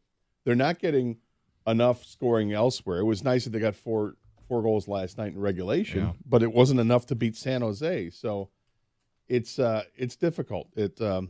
Because I don't think they have an in-house solution right now. Out of house, I mean, everybody's going to say, "Oh, Gerard Gallant." You know, That's come up. Some people would say Sergei Fedorov, and because we want to bring people back. But I think we're getting close to having to have a discussion about it without question. Well, because you guys aren't fire the coach radio. You guys very rarely, are quick to do that. But I wonder, usually when we go there, the coach gets fired. Yeah, and I wonder, 14 coaches have been replaced in the last year in the NHL. Like, the NHL more than any other sport, they're quick to replace those guys. They replace guys that are in first place. Yeah, the playoff teams. We've seen that happen. Yeah, which is crazy. So anyway, what do you guys got coming up today? I'm struggling with something, and I'm going to ask for Gator's help, but I think I'm not the only one that's having the struggle. And no, I don't need a little blue pill for that. Did you think that's what we were thinking? Wow. I think that's what John was thinking. No, I wasn't. But since you brought it up, so they make stuff for that. The mood's still cranking. and I assume it's not math. So we have that. Not math. Yes. I'm bad at math too. So you're on your own. Solutions to Doug's problem. It's coming up. Carson Anderson, 97.1.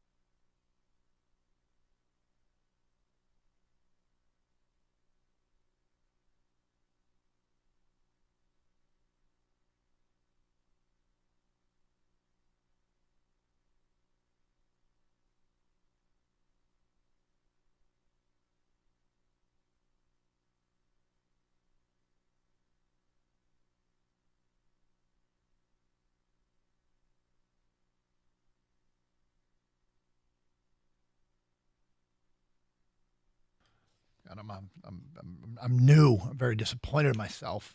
We have Jared Goff at 10:30, and I teased some problem I'm going to have. We have Jared Goff at 10:30, Gator. And you were teasing erectile dysfunction. Yeah. That's crazy. Yeah, isn't it? Yes, Jared Goff will join us today at 10:30. Detroit Lions quarterback. Quarterback of, dare we say, the best team in the NFL? Are they the best team in the NFL? I think they're the best team in the NFL. We know how good the offense is, and the defense is top 5 in the league. I think it's best team in the NFL. The special teams, if they aren't, seem to be the best special teams in the league, whether by punting, by having your kicker, your return guys, everything working. Really Jacksonville's punter's pretty elite, but whatever. The point being, I can't believe you think Jack Fox is not as good. I was not impressed with Fox on Sunday. His holding was outstanding. He did hold. Well done. Jack. Yeah, seriously. It was funny. He listened to Dan Campbell this morning. He's like, Jack's over there pissed. And I'm going, he probably is and he isn't. He's like, this is going great, but I'm not doing anything. I'm doing literally nothing. Well, not literally. He did hold. He's still kicking off, right? So there's that. How are you today? I'm all right. Yeah. Anything exciting in the Gator household last night? Well, I was hoping for excitement there. I was hoping to, get some streamers together for the start of the show. Yeah. I think Kang and I were planning some big party today in honor of you. But the Pistons fell short. Dude, it's because Chicago played one of those games where they didn't miss a three. Well, there is that. I mean, good God, what a shooting display last night. They finished 23 of 46 from three. That's going to get it done most nights. Dude, that guy I'm talking about, Zach LaVine, Doug, is like your nemesis. He is my nemesis. Like, okay, you already kind of don't like him. You know the reasons that you go through life and you decide you don't like a player? This is admittedly one of the stranger ones that I have. But I used to play, the way LaVine plays the game, I'm not convinced he's particularly skilled. He's just such an unbelievable athlete that nobody can guard him. And there were times when I was playing through like high school and college and pickup ball, where I'd be like, that guy can't dribble. He really can't shoot. But he gets the basketball and he drives right at me, plows into me, jumps higher than me, lays it up, misses the shot, gets the rebound, puts it back up, misses, and tips it up and in. Every single possession. He's just such a better athlete than me. And I think on the NBA level, that's Zach LaVine. And because of that, I hate him. It makes because it reminds you of playing ball when you were younger and somebody who couldn't shoot as well, couldn't dribble as well. Was killing just me. Out athleted you. Killing me. He's more gifted and blessed than Doug. Yes. Because he was a spaz athletically. And because he could jump straight up in the air like 40 straight inches. Yep. He would grab the ball out of your grasp. I'd work so hard just to get a shot off. Like I'd back him down, I'd give him an up and under, I'd lay the ball off the glass, make a basket every once in a while. But sometimes I'd make a great move and I'd go to lay it up and he'd block it into the trees, you know. And that guy. And yet, that's what LaVine reminds me of. And he's not even breathing heavy. No. Like, he's just like, you're out there just dying. You're sweating, pouring. I'm doing everything I can. Hands on hips. Yep. He's leaned over. Yep, grabbing the shorts. He's looking like at the bench, like, anybody want to give me a little rest here? How about a little Gatorade? And, I'm playing pickup ball. And, you got to win the game to stay on the court. So I'm doing everything I can. And I'm guarding this guy. And I'm like, you get to the point where I'm like, I'm just going to deny him the basketball. Like, I'm going to front everything. I'm going to make sure I'm going to work so hard that he can't even get the basketball. And then they just throw the ball up in the air and he just jumps up, catches it, lays it up and in. And then they win the game. You go back to the sidelines waiting for your next chance to play. Yeah, who's got next? And you're watching the guy play in other games and he's nowhere near as good. No, he's the same. That's the point. The point wasn't, it wasn't just a Doug problem. It was I think it's that's LaVine. Well, Doug still apparently has issues with that guy. But Zach LaVine is that guy in the NBA level. Well, Zach LaVine's good. Boy, and he denied you last night. Your third win in a row, man. I know. That's the thing right there. Okay. It's November. I'm not sweating it. It's November. But I have been waiting for this third win in a row for quite some time. Yeah, it feels like the Pistons keep getting close. Is this the third time they've gotten 2 in a row? They've been flirting, man. Yeah. They've been flirting. Heavy flirting. But heavy flirting. They need to get to the next base here. Yeah, seriously. Are you telling me that yes and no? I'm getting mixed signals from you. I'm not getting any mixed signals. They can't get it done yet. So Pistons lose last night. Red Wings lose last night. Again, Michigan turns it over a whole bunch early against Miami. Ends up blowing out Miami. Things are about to get real for them as their schedule gets tougher. Michigan State's got, is it Samford tonight? They play not Stanford, Samford. There's always those weird off-brand schools. Mm-hmm. Samford. Samford, sure. There's a Seton Hill. Not Seton Hall. There's a Seton Hill. Jacksonville State isn't in Jacksonville. Like there's a weird, wait, what? Kind of schools, and Samford is one of them. I think Michigan State's got Samford tonight. If it's not tonight, it's soon. And we got our Lions. The praise keeps rolling in. Last night, how does everything impact us? Well, last night, the Texans got the train back on the tracks, which is tough for teams to do after they play the Lions. But it's just a reminder. Well, not when they play the Cowboys. Not when they play the Cowboys. Yeah, you're right. Right now, the Cowboys, I would call them terrible. That's the word I'm going to go. I think that's fair. I'm going to go with terrible. That's fair. I don't want to go too far. No. I don't want to go far. Like I want to make sure that we put it in the proper. I'm going terrible. They're not playing well, and it's look, they don't have their quarterback. They've got a bunch of other guys that are dealing with injuries and players just starting to come back. It's not a good team right now. I gotta tell you, when the team is so bad and they haven't. They're winless at home. Jerry and his home field advantage. Meanwhile, you got the stadium falling down on the field. Oh my God! Did you see that? We are going to talk about it. Yes. Sheet metal falling indiscriminately. Yep. So you know how the Texans are the first team to win after playing the Lions? Yeah. Apparently, the Honolulu flu, the flu shot is the Cowboys. You just good. got to play the Cowboys, and then you What it get your must flu be. shot. Right? What it must be. They're so bad. Getting Nico Collins helps too. Getting him Or just back. playing the Cowboys. Yeah. But they suck, man. That's great to see. They do. I know, right? I mean, there's something about the stadium falling apart that is just so, like it's all unraveling in Dallas. Did you see the shot of Jerry Jones in the owner's booth where he's just rubbing his hands Yeah. to get? Oh man, it was like the longest 1 or 30 seconds, whatever, like the shot I've ever seen of an owner. Just would you take the camera off me? Somebody shoot that man. Tired of this. Damn it. We keep losing. I started doing math in my head last night, which is never smart. No. You can do it on paper. I could. But the first thing I wanted to know, I grabbed my phone and I asked into the phone. I said, how much was the Dallas Cowboys Stadium built for? It was a question I wanted to figure out, just how crazy rich Jerry Jones must be at this point. Because they were talking about how it was the Eli Manning. I was watching a Manning cast, and Eli said he played the first game there. And the Giants beat the Cowboys in the first game there. I think it was 2009. And I believe the stadium was built for $1.3 billion. And I started thinking to myself, okay, so how long before they have that paid off, right? Like the league gives money where it covers the salary cap and basically covers expenses too to every team in the league. So the team starts making money before they even sold a single ticket or a foam finger or whatever. So I'm trying to do some kind of math in my head. 90,000 fans, you get 10 dates a year where you're going to get people at the games, and so it's 900,000 people coming through. What's the average? Well, let's say it's average, $300, or let's say $200 a person, which is probably on the light end. And doing all this math in my head, and then thinking about concessions and everything else. Like, what do you think they clear beyond? Let's just say just profit, $200-300 million a year. I'm sure. I'm going to guess somewhere around there. Then you start, okay, and it was built for $1.3 billion. Mm-hmm. It doesn't take that long when you're making that kind of money to overtake that investment. Yeah. And the NFL is a license to print money. Yep. And the Cowboys, I think, are the most valued franchise in all of football. I think it's at least $5 billion at this point. That guy is sitting on a stack of cash, and he couldn't be more miserable. No. This football team, I went with terrible.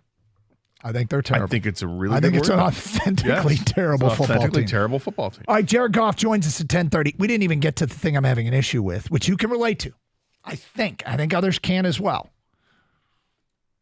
It pertains to a television show, and there will be no spoilers. Okay. We'll get to that today at 10:20. On Carson Anderson, 97.1 The Ticket.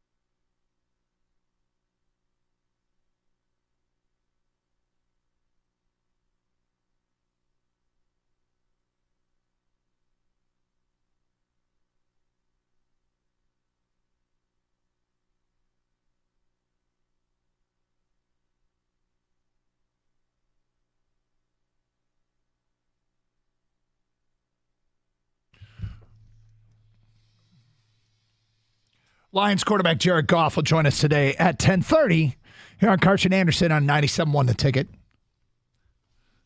Let's see if he's got a similar feel to the Rams team he was on in 2018 that he helped lead to the Super Bowl. That team was 8-0. That team was cruising. Then they went through a 3-3 stretch, finished the regular season strong, won a couple playoff games, got to the Super Bowl. Do you think that in that season he felt as good as this team, like it feels quarterbacking this team now? Because this team right now is rolling. I'm going to guess it feels better about this team. Yeah. And that team went to the Super Bowl. More experienced. Yeah, and that team went to the Super Bowl. But, I mean, this team is this is just it's exciting to watch each and every Sunday. On offense, you don't want to take your eyes off it. Nope. And it's just he's going through his progress. I mean, and maybe it's because we're just coming off this amazing win on Sunday where they couldn't be stopped. But he's going through his progressions. And there's nothing inhibiting the success of the offense. Oh, 1's not open, 2's not open, 3's not open. All right, I'll dump it off to Jameer, and he goes for 54 yards. 1's not open, 2's not open, 3's not open. Oh, I'll throw it in the back corner of the end zone to Brock Wright for a touchdown. I mean, it's unbelievable, let alone the time, 1's open, boom, here we go. I just hit JMO for, a 60-yard gain. And now, when 1's not open, 2's not open, 3's not open. I'm going to take off, and I'm going to pick up yards on the ground. Because that's what I do. Yeah, you didn't account for me now, did you? Anyway, we'll talk with Jared Goff today at 10:30 here on Carson Anderson. All right, Gator, so here's the issue I'm having. And at first I was like, man, this is on me. And there will be no spoilers, okay? No spoilers. Yesterday I started watching Yellowstone again. They picked up season 5. Okay, so you're watching the first episode of the second half of the season. Yes. Okay. And it's season 5, episode 9. Mm-hmm. And I'm watching it, and I'm watching it, and I'm watching it. And I watched the whole thing and realize I have no idea what's going on. What? I was completely lost. And it's because I thought, God, I should have went back and watched. If only there had been a marathon hold on. Yellowstone. You do know football season's very busy. Right. You know that they run a marathon of Yellowstone like 20 times a year. Okay. I hadn't been preparing for that. I just tried to pick it up. Okay. Do you know when the last episode ran? A year ago? I don't know. January 1st of 2023. Yeah, almost a year ago. No. Yeah. Almost 2 years ago. Oh, I'm sorry. Yes. Yes. Math. Backwards. Yeah. It's okay. Backwards. It's okay. I'm like, I wish I had time to do the get caught up. Mm-hmm. But I'm like, why the hell are they taking these horses to Texas? Like I'm still watching it, but is that a little bit long to take off for a season? Almost 2 full years.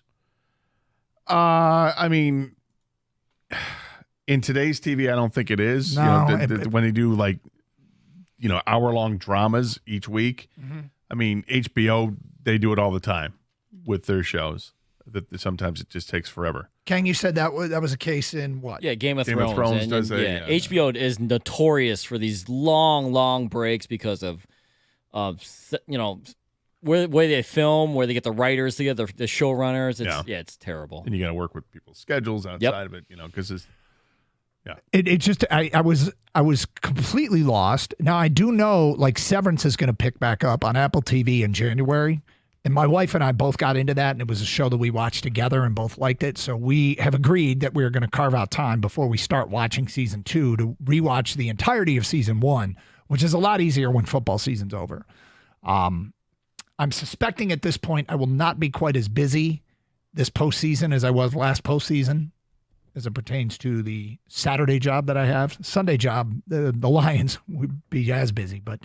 So I might have more time to get caught up on Severance, but I think I'm going to have to go back and watch the beginning of season 5 in Yellowstone to figure out what the hell is going on. Yeah, you might.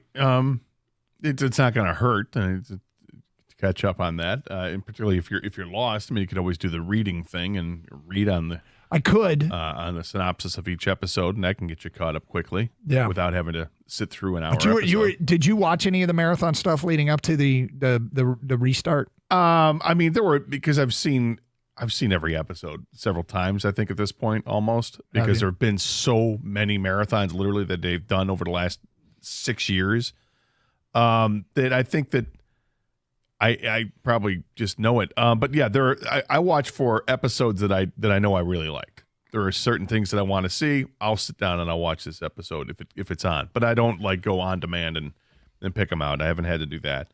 But I understand. I mean, HBO had a series, Westworld, that was very difficult to follow. Very difficult to follow. And the first season came and went, and I'm like, I think I liked it, but I'm not sure I understood it. It's funny. You guys mentioned that, and when you described what it was about, I was like, this sounds cool. But everybody who's watched it said, I got completely lost over and over and over again. You know, it was the TV show based off of the movie from the 60s, I think. With Yul Brynner? Okay, yeah. And then season 2 comes along, and it's even more confusing, and then they bring in season 3, and then I think there was a season 4 too, and I'm like, wait a minute. How is this possible in season 4? Was in season 3, I thought this happened and this happened, so that couldn't happen. I was all lost, and the show just took a nosedive for me. But it was wildly interesting, and the sets were really interesting. But at some point, the storyline just got lost. I'm like, I don't have it. Yellowstone, I don't think it's that difficult. I'm still watching Yellowstone, and people want land. They don't want to give it up, and you can move on from there. There's a lot of cowboying going on. Well, they're definitely do that. Yeah. There's people texting in and said that there was also a writer's strike in between this whole thing, which that's true. Delayed the Yellowstone even longer. Yeah. Well, I'm. Is anybody else texting saying they can't figure out they don't remember what the hell's going on, or is it just me? Right now, it's just you, Doug. All right. Well, enough of that then. If it's just my problem, we're doing Radio for One. Let's talk with Jared Goff. That's Radio for Everybody. And that is next. Detroit Lions quarterback Jared Goff at 10:31 here on 97.1 The Ticket.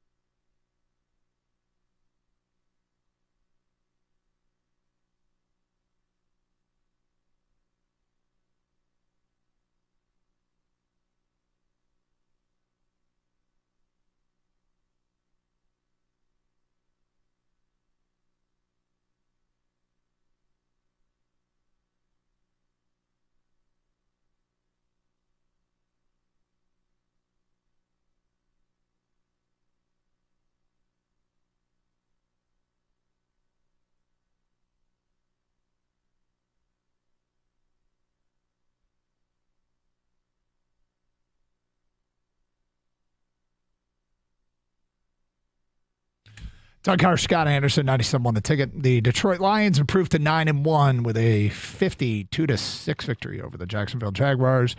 It was funny. It was in the wake of that win. I feel like it kind of got the ho-hum treatment. And what I mean by that is I think the national media gave it the ho-hum Lions win. Should have done it. Let's talk about the Cowboys or something else.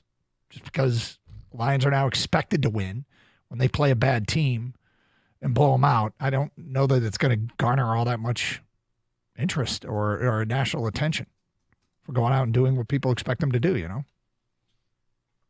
Right. I mean, look, this team is – we've seen them be explosive, and we've seen them be dominant on one side or dominant on the other side, and then we've even seen them be dominant in special teams like they were a couple weeks ago. Mm-hmm.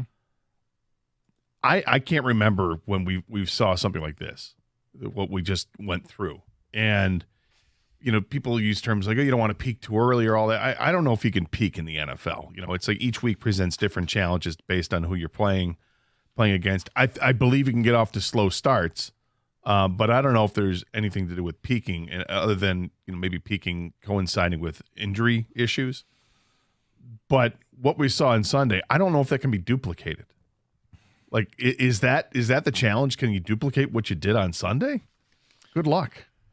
It'd be tough to do, but obviously they have a ton of talent. And we'll get to the quarterback in a moment. Just a reminder, Champ and Chump are posted on our website. Go to 971theticket.com to see who the people selected as Champ and Chump of the weekend. All right, let's talk to the quarterback.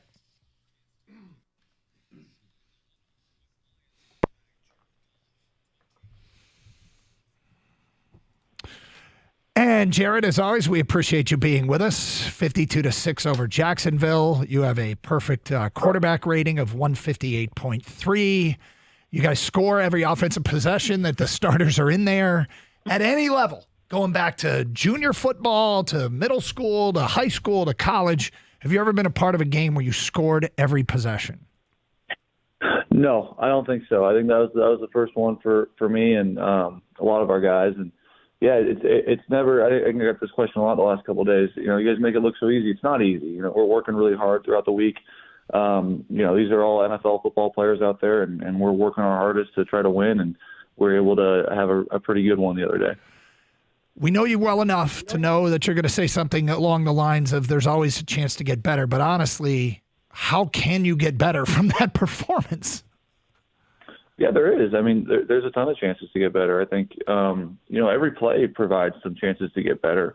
You know, even if it's something as simple for me as like ball location or my feet or my eyes, you know, every single play there's going to be something you can find. And the great ones will find ways to get better. The great teams will. And we're currently still in this race to improve that we talk about all the time. How can we keep getting better and better and better by the time the tournament starts and we can be at our best then? You guys have talked before about motivation and finding ways to be better. And you look at a game like Sunday. What did you have against the Jags? What did they do to you? Nothing. No, nothing. We just wanted to come out and win the game. They came in here and we were able to handle business and do our thing. And I thought our defense played tremendous again. I thought, you know, Jack Fox didn't have to do much for us, which is a good day for us on offense. And yeah, it was a good day. It's going to be hard to appreciate him on National Punter Day or National Holder Day if he's not going to be. Well, I guess he was holding a plenty. I told him he held his tail off during that game. He did a great job on those holds. He really did. Ben Johnson kind of came out last week a little bit, and maybe he served as some motivation for the offense to be a little bit better the last couple weeks. Maybe not as good as you guys wanted to be against Houston, the quagmire in Green Bay. But did that play a role in what you guys were able to do, or did it just unfold that way? Hey, everything was just so obvious to us when we're running plays that this is open and this is open.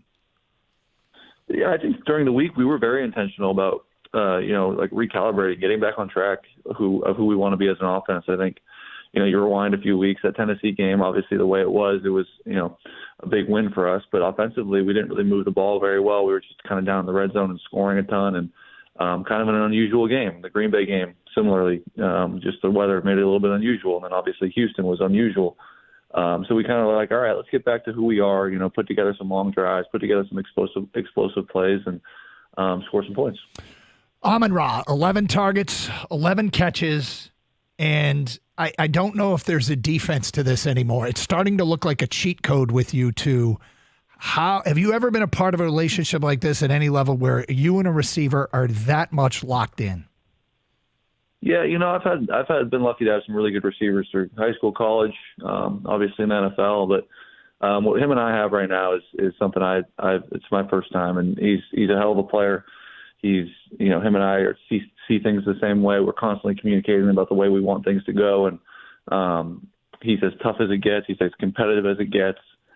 He's a guy that if I'd like to throw to him for quite some time, in my career, and we'd have a lot of success together for a long time. We kind of joke a little bit about your mobility, but honestly, you look more comfortable moving around this year while receivers are trying to get open.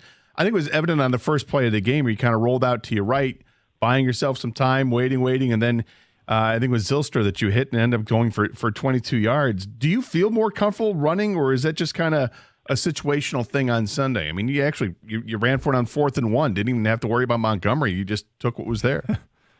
Yeah, there you go. Yeah, no, I mean, I guess, yeah, as the years go on, you get a little bit more comfortable with that stuff. But, no, it's not a big part of my game at all. But, yeah, it's always something that I like to be able to show I can do and put on tape if I have to. I think, we joke about if I can pick up 1 first down a game, that's kind of, a huge deal for us. And I think I got a couple this past game. And when I do that, it helps us. Did you get compliments on your sliding?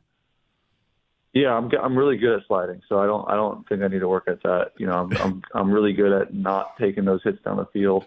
I'm not afraid to slide a yard early if I have to. Is that something your dad taught you when you were a kid? Yeah, of course, baseball. Yeah, that's where you learn it. That's where I learned it.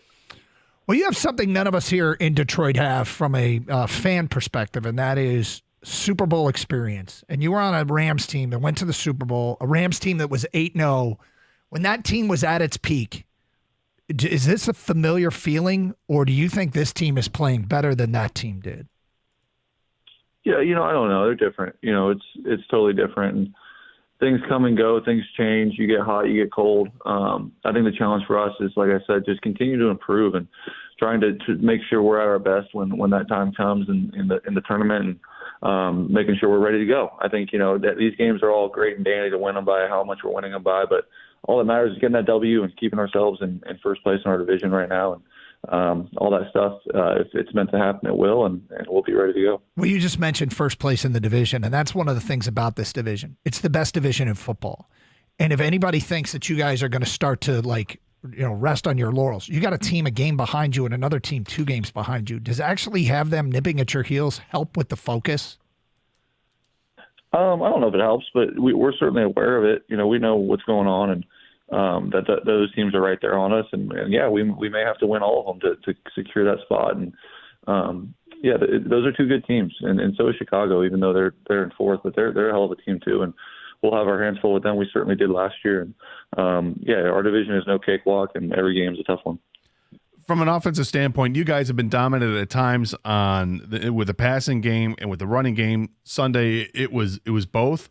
How do you describe the identity of what this offense is?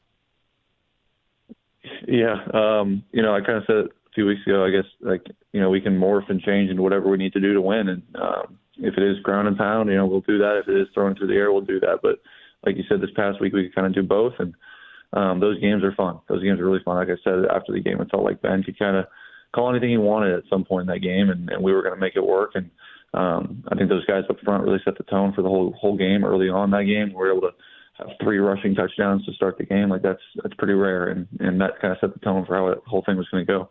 Can you take us into the huddle of what it's like to be part of a team that's up 42-3? You're getting to the end of the third quarter here. You guys have to be looking around and going, wow, we're doing something right here. But what's it like in the huddle? What are people saying?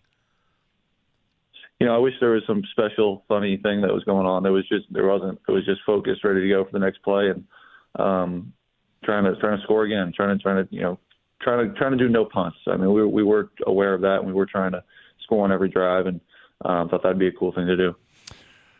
What does it mean to be the Super Bowl favorite? It's something we've never seen before, and I guess it doesn't mean much in November, but, I mean, this team... Absolutely zero. Nothing. Zero. Nothing. What does it mean? Right? I mean, someone else was the favorite week 1, so what does it mean for them? I don't know. Yeah. It's nothing. Yeah.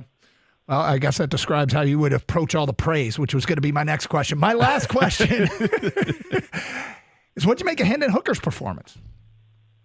Yeah, Hendon's doing a good job. He's getting better every week, and you can see it in practice. He's improving and he's working hard, and it was exciting to see him out there make some good throws and run around a little bit and lead the crew out there. He did a good job.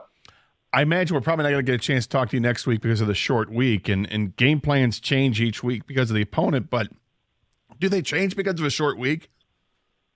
Does the game plan change? No, I don't think so. I think, maybe sometimes it's a little bit simpler as you go into it, but you still have all your regular stuff, but there may not be just quite as much volume to it. That's all.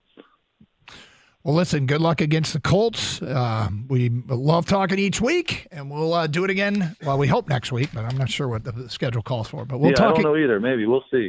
You can give us a surprise call at some point. If not, have a good Thanksgiving. You too. Thank you. All right. Jared Goff, Lions quarterback, joining us every week here on 97.1 The Ticket. Dude, I'm reduced to ask him how the backup quarterback's doing because everything else is going so well. You going to be okay over there? I had more. I just couldn't get to it. I don't know. Bad drink of water or something? No, I needed a drink of water. That's what all of a sudden, boom, there it goes. The people watching the video stream noticed Gator almost lost it. Yeah. We almost lost Gator. Remember when you were good? I turned into Izzo after a while. Well, what else did you have? We had a tough day, man. We were just able to tough it out, Can't wait to get back at Sanford tonight. Maybe you can ask Doug the questions after the break. You wanted to ask what you would ask? I could say no. Some of these are questions good for next week. Yeah, or the week after. We'll see. Jared, if you were a tree, what kind of tree would you be? Eyes on your own paper, dog. Sarah Chevrolet at Sterling Heights is in feast mode, so get ready to gobble up these deals. Right now, lease a new 2025 Equinox LT for $299 a month for 36 months. You heard it right, $299 a month on a 25 Equinox for just $19.99 down.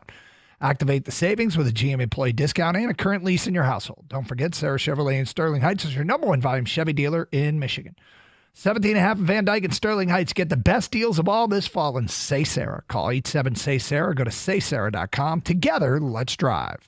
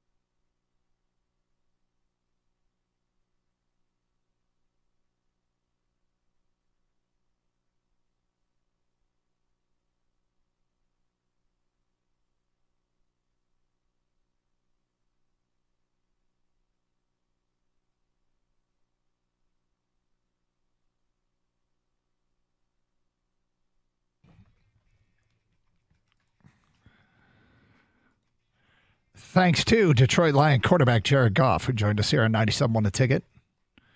You know, it's funny because we're in such a weird place right now. And I think it feels like they're so authentically good that we're watching this team and just wanting it to be the postseason, just wanting to see them carry this into the postseason. And the examples of how postseasons aren't like what we're seeing. Like postseasons are more like the Houston game than the Jacksonville game. Postseasons are more like the Minnesota game than the Dallas game. You know, postseasons are tough. Postseasons are tense. Postseasons can go sideways in a hurry. But this team is playing at such a high level right now. It's really kind of hard to imagine, but they can go sideways in a hurry. Yeah, I like how he refers to, we've heard other people refer to it as well as the tournament. Yeah.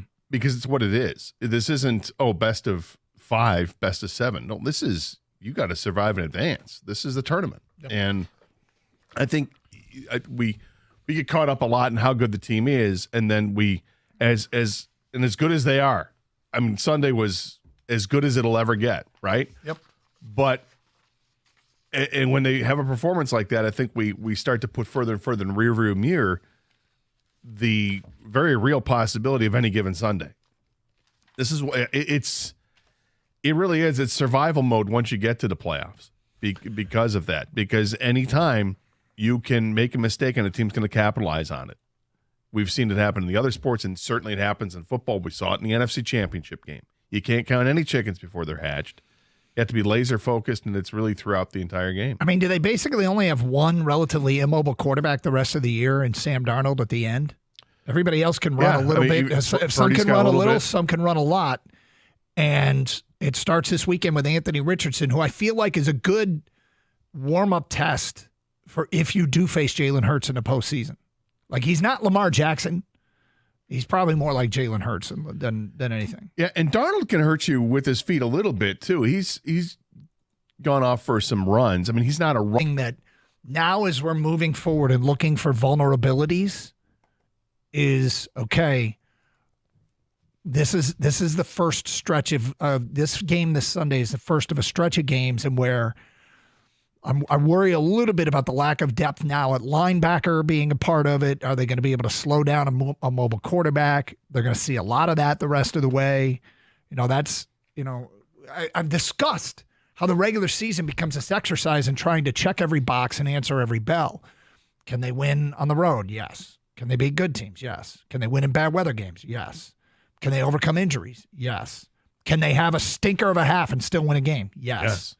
Can they beat a mobile quarterback? Now they have beat some guys that are more mobile, but this stretch of games are really going to get tested in that regard. Yeah, because they have, I mean, look, Baker Mayfield is mobile, Geno Smith is mobile, but Anthony Richardson is a running quarterback. Caleb Williams is a running quarterback, and these are guys they're facing. Josh Allen is a running quarterback when he wants to be. Obviously, if you watched the game against the Chiefs, you saw how things finished up there, and that's just who he is. They've got real tests from that standpoint. However, the Colts overall aren't very good. The Bears overall aren't very good. The Bills overall are really good. Yep. But the next games against Caleb Williams and Anthony Richardson, I think it helps the Lions in preparation for the Bears that are taking on Anthony Richardson and the Colts on Sunday, because I think they're similar with similar types of quarterbacks. Both have immense talent.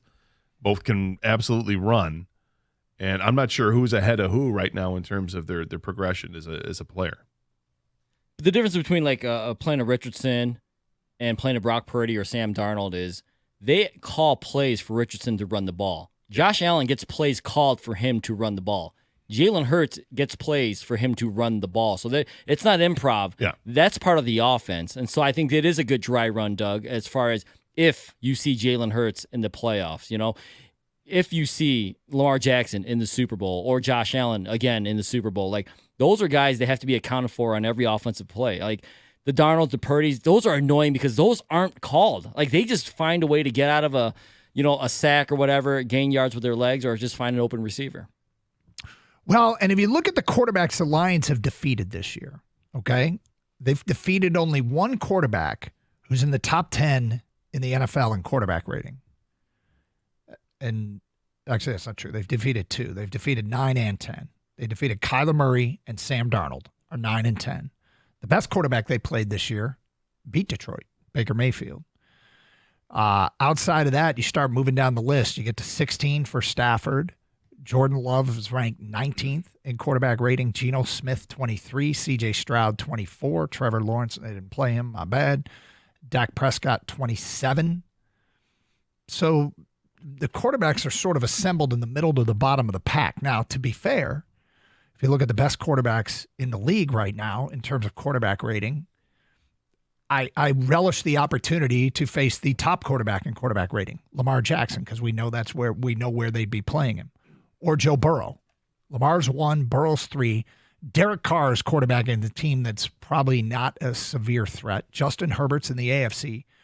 Jalen Hurts and Philly are emerging as a huge challenge here, as some expected them to be, and they look like they were going to have some problems earlier in this year, and they've really gotten things going. But as it stands right now, the quarterbacks that they have beaten aren't great in terms of quarterback rating. Although Kyler Murray's giving people problems, and so does Stroud, in spite of his ranking. Stroud's throwing too many picks this year, way more than he did last year. But hey, challenges ahead. Yeah, absolutely. We got some big challenges coming. All right, so I specifically asked Goff the question about being the Super Bowl favorite. I didn't think he would say it meant anything. I didn't think he would care all that much. But it's a weird place for all of us out here. And this is where I really want to get to the fans and how they're feeling. It's the first time the Lions have ever been a favorite to win the Super Bowl. It's the first time. The Lions are clearly getting national attention. As we look at the power rankings that they've come out today, it's a clean sweep. ESPN, The Athletic, Sporting News, CBS Sports, Yahoo, everybody's got them number 1. Everyone now is ranking the Lions as the best team in the NFL. And Yahoo wrote the following about the Lions. There is a big gap between number 1 and number 2. Big Sean is telling TMZ he's already got his Super Bowl tickets. We took authentic phone calls from people wondering about Super Bowl tickets. I want to preface this by saying we want to make this talk show a safe place for people to talk. Are you getting uncomfortable with all this? Yep. A little bit. Yeah.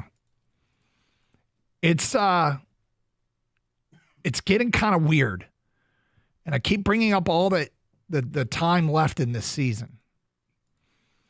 But the amount of faith that this town has in this football team, given its history, is a complete and total 180. 248-539-9797.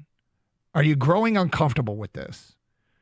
And what is it that's making you the most uncomfortable? Because I keep bringing up how long seasons are. And I think it's only wise to look at it that way and to not get carried away and to not be counting any chickens before they hatch. But I don't scoff at people when they bring up things like the Super Bowl. It's the goal, and it seems realistic. Well, it's absolutely a realistic goal. I just get uncomfortable with it because I'm somebody who kind of focus. I try to focus, even as a fan, just on what's next. I don't want to think too big down the road, and I don't want to be too pessimistic about things down the road either. My concern the rest of the way is it's going to be the same concern I think everybody else has, and it's injuries. They're having to overcome some really serious injuries, and with Anzalone going out, it means Jack Campbell's going to have to be even better than he has been, and that Malcolm Rodriguez is going to have to step up and be better. They went out and they got David Long the other day. I think that's a good pickup. Mm-hmm. He's a pretty solid linebacker, particularly against the run. maybe he helps out. I don't know if he's going to play right away on Sunday or not, but I imagine that his experience in the league, he's not, it's not like he's a 40-year-old veteran, but he's somebody who knows how to stuff the run. We did a deep dive into why he's available. He's a really interesting case. We'll get to that later, but I like where he's at, and I like that what he can add to this team. But they're having to overcome a lot on defense with all the injuries they've had to the defensive line. Now it's starting to get to the linebackers, and I'm knocking on wood that we don't see it get to the next level, which is, maybe their strongest level right now is the secondary.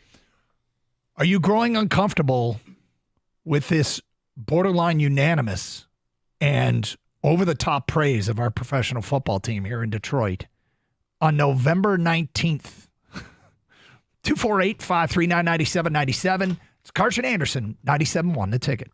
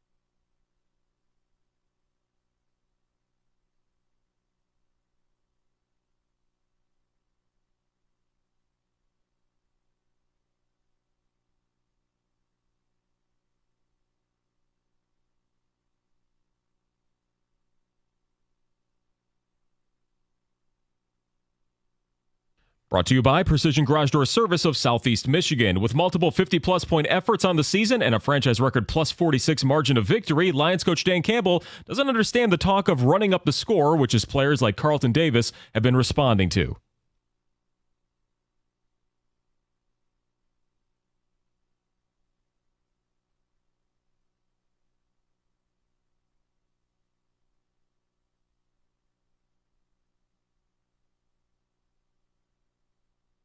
A coach says their domination of Jacksonville shows what they're capable of, and they can't hold back now. It's a day off for the players in Allen Park, and while the Lions are now Super Bowl favorites in Vegas, Jared Goff also passed Patrick Mahomes for third in MVP odds as well. 2 years ago, it was the Snow Bowl, but better weather tonight in Mount Pleasant for Central versus Western football. The Chips have lost 5 in a row. The Broncos are losers of 2 straight. They'll play for the Cannon tonight during CMU's senior night, and MSU basketball takes the court at home again. They get Samford of the Southern Conference. And today is the 20th anniversary of the Malice at the Palace, the brawl between the Pistons, Pacers, and fans breaking out on February 19th, 2004, actually November 19th, not February, resulting in 146 combined games of suspensions, new security guidelines, and a cap on alcoholic beverage sizes at arenas. At the Corewell Health Sports Desk, I'm Chris Villar. For more, go to 97.1 The Ticket and Odyssey.com.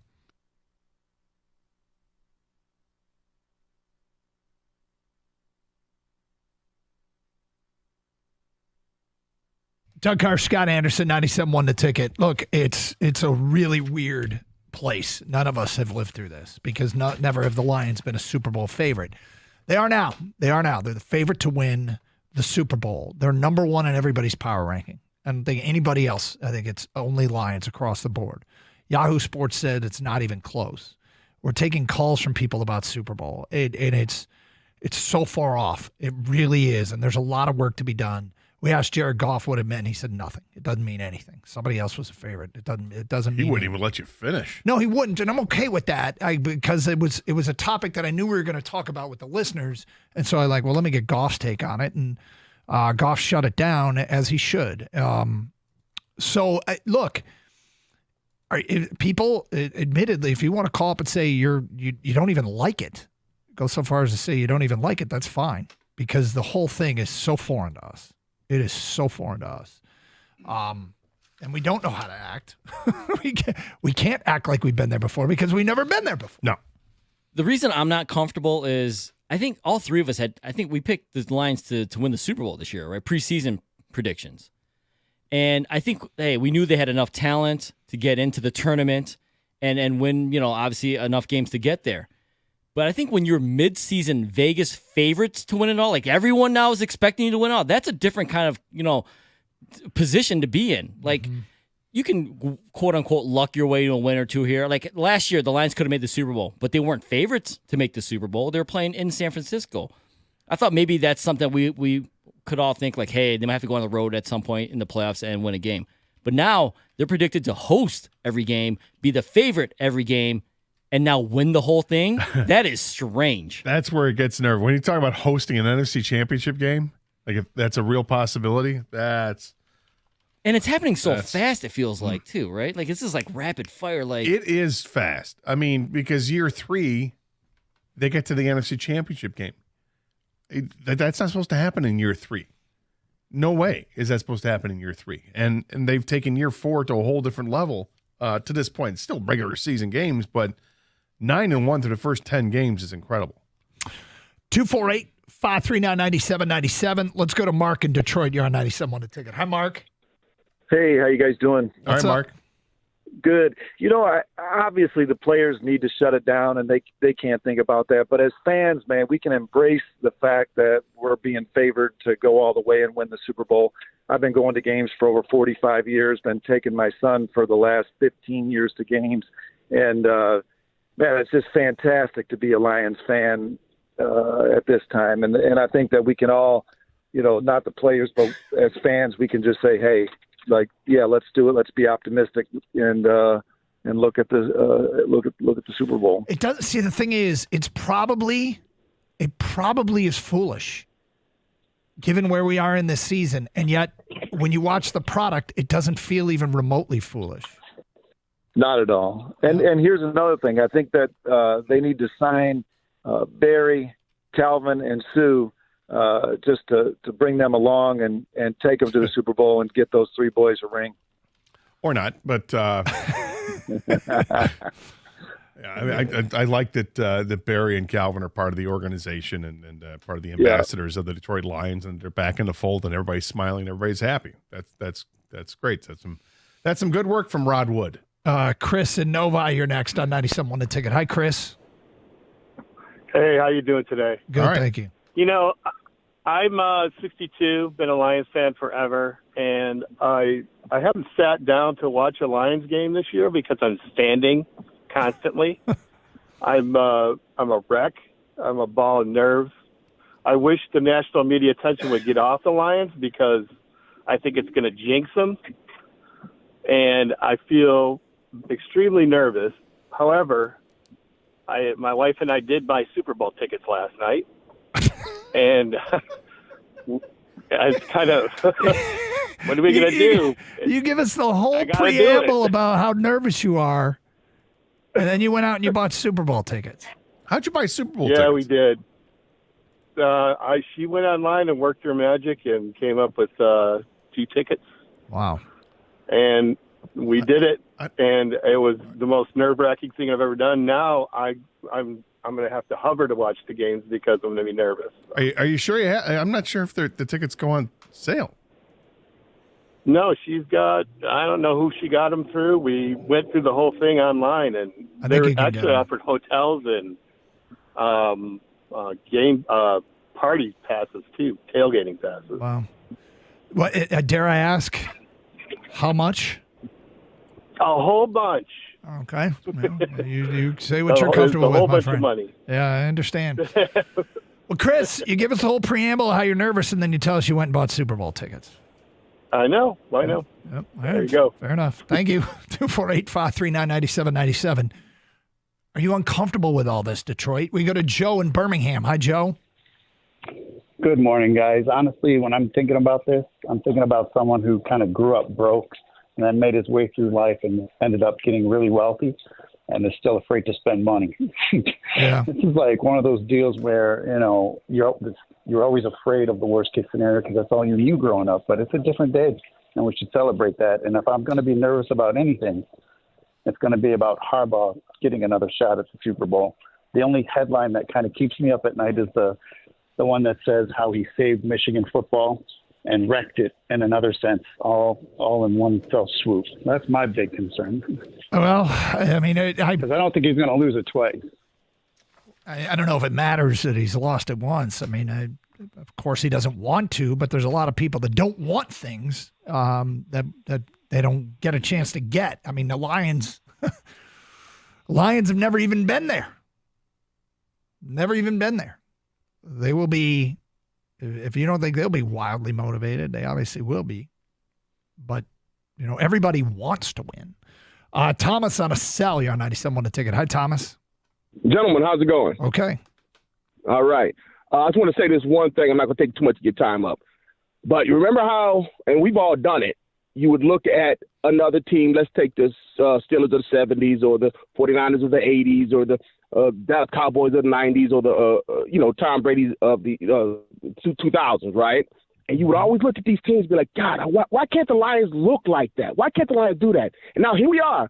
We're that team, but we don't realize it. Some of us don't. I'm just saying, we're that team. We are that team. We have to realize that we're a team. We don't accept it because we've never had it. Yeah. But we are that good. We're that team that we used to be jealous of. Yeah. Yeah. Yep. We are. No, you're right. Yeah. We're just not used to it. We just don't know how to act. We don't want to accept it. But we are the team that we used to envy, and now we're that team.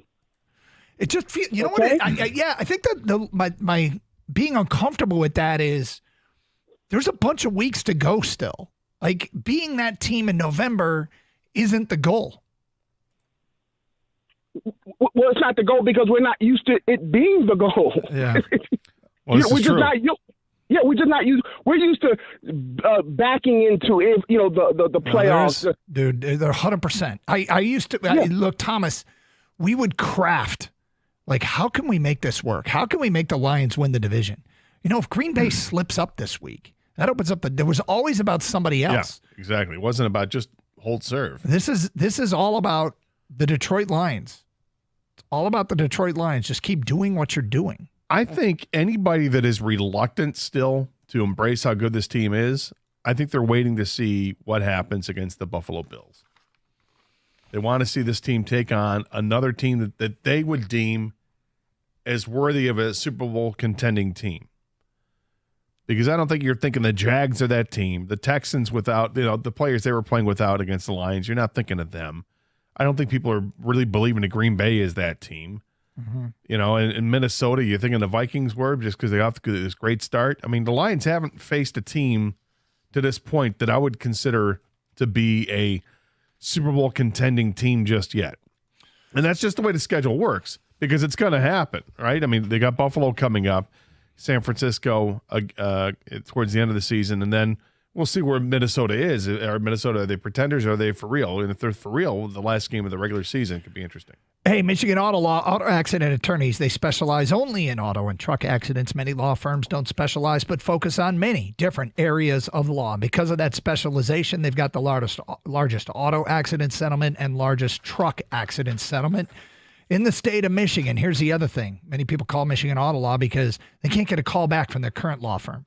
Proactive communication is super important to them. Michigan Auto Law returns all phone calls within 24 hours. They care more, so you win more. Michigan Auto Law, auto accident attorneys. Visit autolaw.com. That's autolaw.com.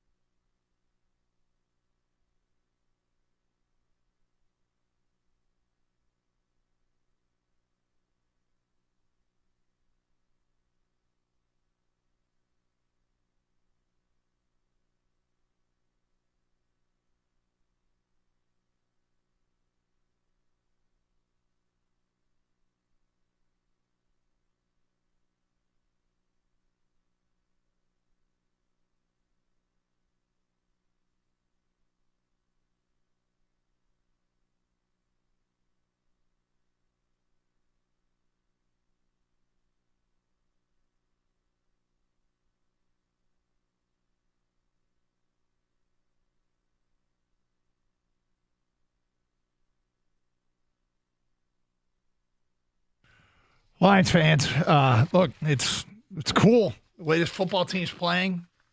It's unprecedentedly good in our lifetimes. Best start in most people's lifetimes.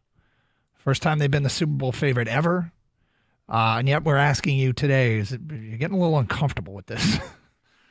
And understandably so. We're not used to this. We joked all last year we didn't know what to do with our hands. And I think that this is all right, how do you handle being what is apparently an overwhelming favorite? Right now, all the power rankings have the Lions number one. Maybe it's not overwhelming, but Yahoo said in their rankings, they said, and there's a big gap between number one and number two. Number two is a two-time defending Super Bowl champion. who just suffered their first loss. None of this really means anything, but there's such a high level of confidence right now. But we're just wondering, can admit that this is actually getting a little uncomfortable. 248-539-9797. It's not uncomfortable because maybe you don't think, some people believe in jinxes. I don't, but I'm uncomfortable with it to this extent. There's so much football to be played. So much football to be played.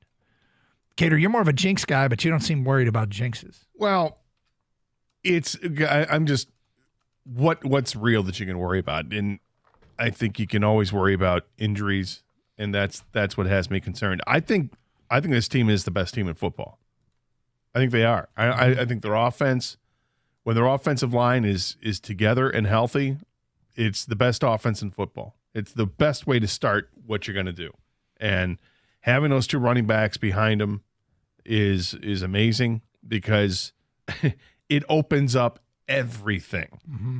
The running game opens up the passing game. It opens up the play action and all that. And you become a pick your poison type of defense, and that's not going to bode well when you have to pick one and the other side is so good. 248-539-9797. JP is next here on 97.1 The Ticket. Hi, JP. Hey, guys. How you guys doing? Great, thank you.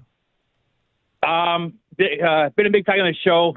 Started getting into it when Gator went on that huge defend Sheila rant a few years ago, and that got me hooked on you guys. So cool. Thank you. Thank you for listening. So growing up, my parents went to school with Steve Young, so watched the 49ers, grew up with the Utah Jazz. So I had seen teams that had won championships, or like the Utah Jazz back when they were taking on Jordan. You knew that they were going to meet right into Jordan in the finals and then lose every year. So you learned to just enjoy the ride. So with this, the way the Lions are playing, I'm loving this because we don't know what's going to happen in the Super Bowl. We don't know if we're going to win. We don't know if we're going to lose. We don't know if we're going to be contenders next year and the year after that. We don't know. So I'm extremely comfortable with how things are going because I just want to enjoy the ride. I want to enjoy that feeling of every game. It's one game at a time, and it's just fun to just enjoy. I want to see how the defense is going to stop. Like it's almost become a game now in our household of, the opposing team has the ball. How are we going to stop them this drive? Are we going to hold them to no points? On the offense, it's like, okay, who's going to score that touchdown? We almost have like little wagers amongst themselves. So every game is just now fun for us, and we just enjoy it. And it's like, so yeah, I'm extremely comfortable with it because I'd rather be the team that's 9-1 and best team in the league than the team that's 1-9 and all we're looking forward to now is the draft, which used to be our Super Bowl. Right. This is true. These are facts. Yeah, I mean, look, the ride is the experience. Like it culminates, but most fans at this point don't come parachuting in at the Super Bowl. Most fans get on board for the ride. Most fans enjoy all that is going on right now or live and die. But let's face it, it's just been live. It's been relatively easy to be a Detroit Lions fan this year. This is as easy as it's been since I think Barry Sanders was playing. It was so easy because Barry was so amazing. What do you mean just by to be a Lions fan? Okay. It's like, oh, you're a Lions fan? Well, yeah, dude, Barry Sanders. Oh, well, I totally get it. And I think they never won like this. Well, no, not at all. But I mean, this is where we're at. I mean, some of those teams with Stafford and Calvin were good teams, but they weren't good enough to get past the first round. There were always doubts about how good they could be, how far they could go. This team, sky's the limit. Offensively, they're unstoppable, and defense, it's surprisingly good. And, I talked about it yesterday, and we both kind of agree. It's because of the secondary. I think it's, narrowing it down even more. I think it's the two safeties are so good that it sets the tone for everything else. Dan Campbell had something to say about the defense today, which I thought was great. And talking about an identity, which is kind of why I asked Jared Goff about the identity of the offense. Mm-hmm. Because Dan Campbell was talking about the safeties, and he said that's a day one deal of getting out there and hitting people and making people understand that you're in for a fight when you're taking on the Lions. And it really is. It's the whole mentality. It's the whole bite a kneecap, take a hunk, take him into the deeper waters. You know, it's that whole thing, and it's about intimidation to a point of letting you know when you're taking on the Lions defense, you're gonna feel it, and teams are feeling it. Are you uncomfortable with all of the praise that the Lions are getting and all the talk of, quite frankly, Super Bowl? Scott on a cell, you're next. Hi, Scott. Aloha from the lovely island of Kauai. Wow. I think I'm the only Lions fan on this island. Awesome. Well, thank just you wanted for to say I calling. love the show, Great. Thank you. and I don't think you need to worry. I think we should enjoy this time as a Lions fan, and the team will keep focusing on one game at a time, and we'll get there. That's all I wanted to say. All right. What time is it there?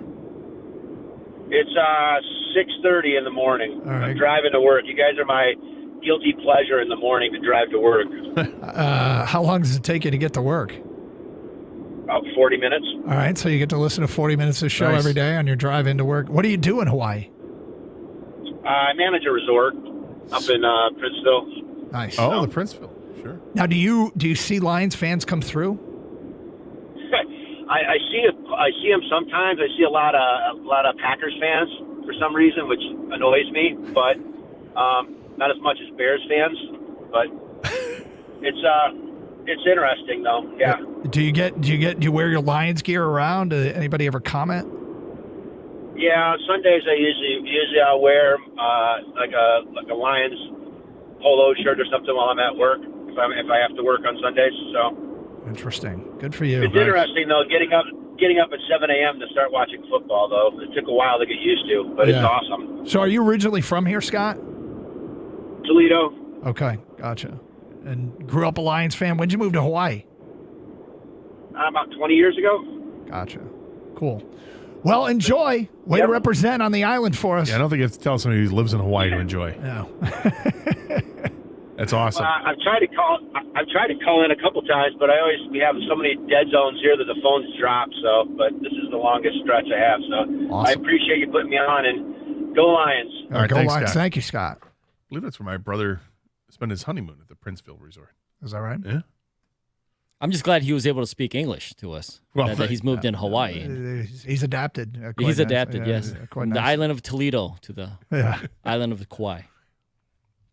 That is in reference to a Alabama fan that years ago wanted to talk about the elephant in the room when Tua Tagovailoa was their quarterback and he was struggling with the language It's barrier. like, all right, I'll address the elephant in the room. You'll be the guy. And then they're going to talk about how Tua's got a communication problem because of the language barrier. Maybe. He's from Hawaii. Yeah. Right? What was the guy's name? Something. Chattown Tider. Chattown Tider. You see him, he's pointing to his receivers. He's tipping everyone off. Right, he everybody knows. yeah. He can't simply go into code because he can't speak English. Yeah. Okay, hotshot. Good thing we had Chattown Tider to get to the bottom of it. 248-539-9797. It's Carson Anderson, 97.1, The Ticket.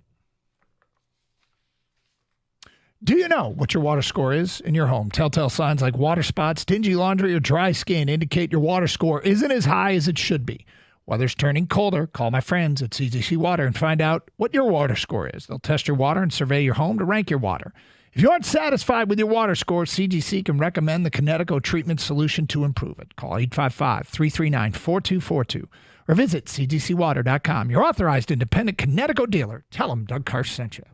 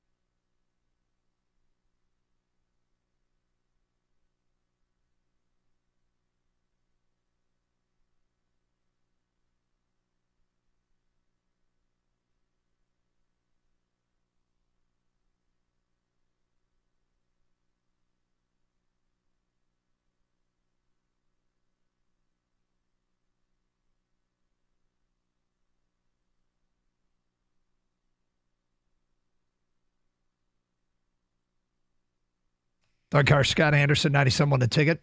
Open lines, 248-539-9797. Look, it's yesterday's show, I felt like it kind of peaked, and then I got up this morning and I saw that the power rankings had the Lions across the board. Everybody's got them number one in football. And I'm like, okay, the hype and the excitement, and the way that people talk and are processing this team feels very authentic and quite frankly justified. And yet it's also kind of uncomfortable. We've never been here. We don't know what it's like to be the favorite. We don't have the experience to know what it's like to be great in November. You know, I mean, I think only 13 times. In 1975, they went to seedings in the playoffs, and only 13 times since 1975 have there been one seed versus one seed in the Super Bowl. Only 13 times.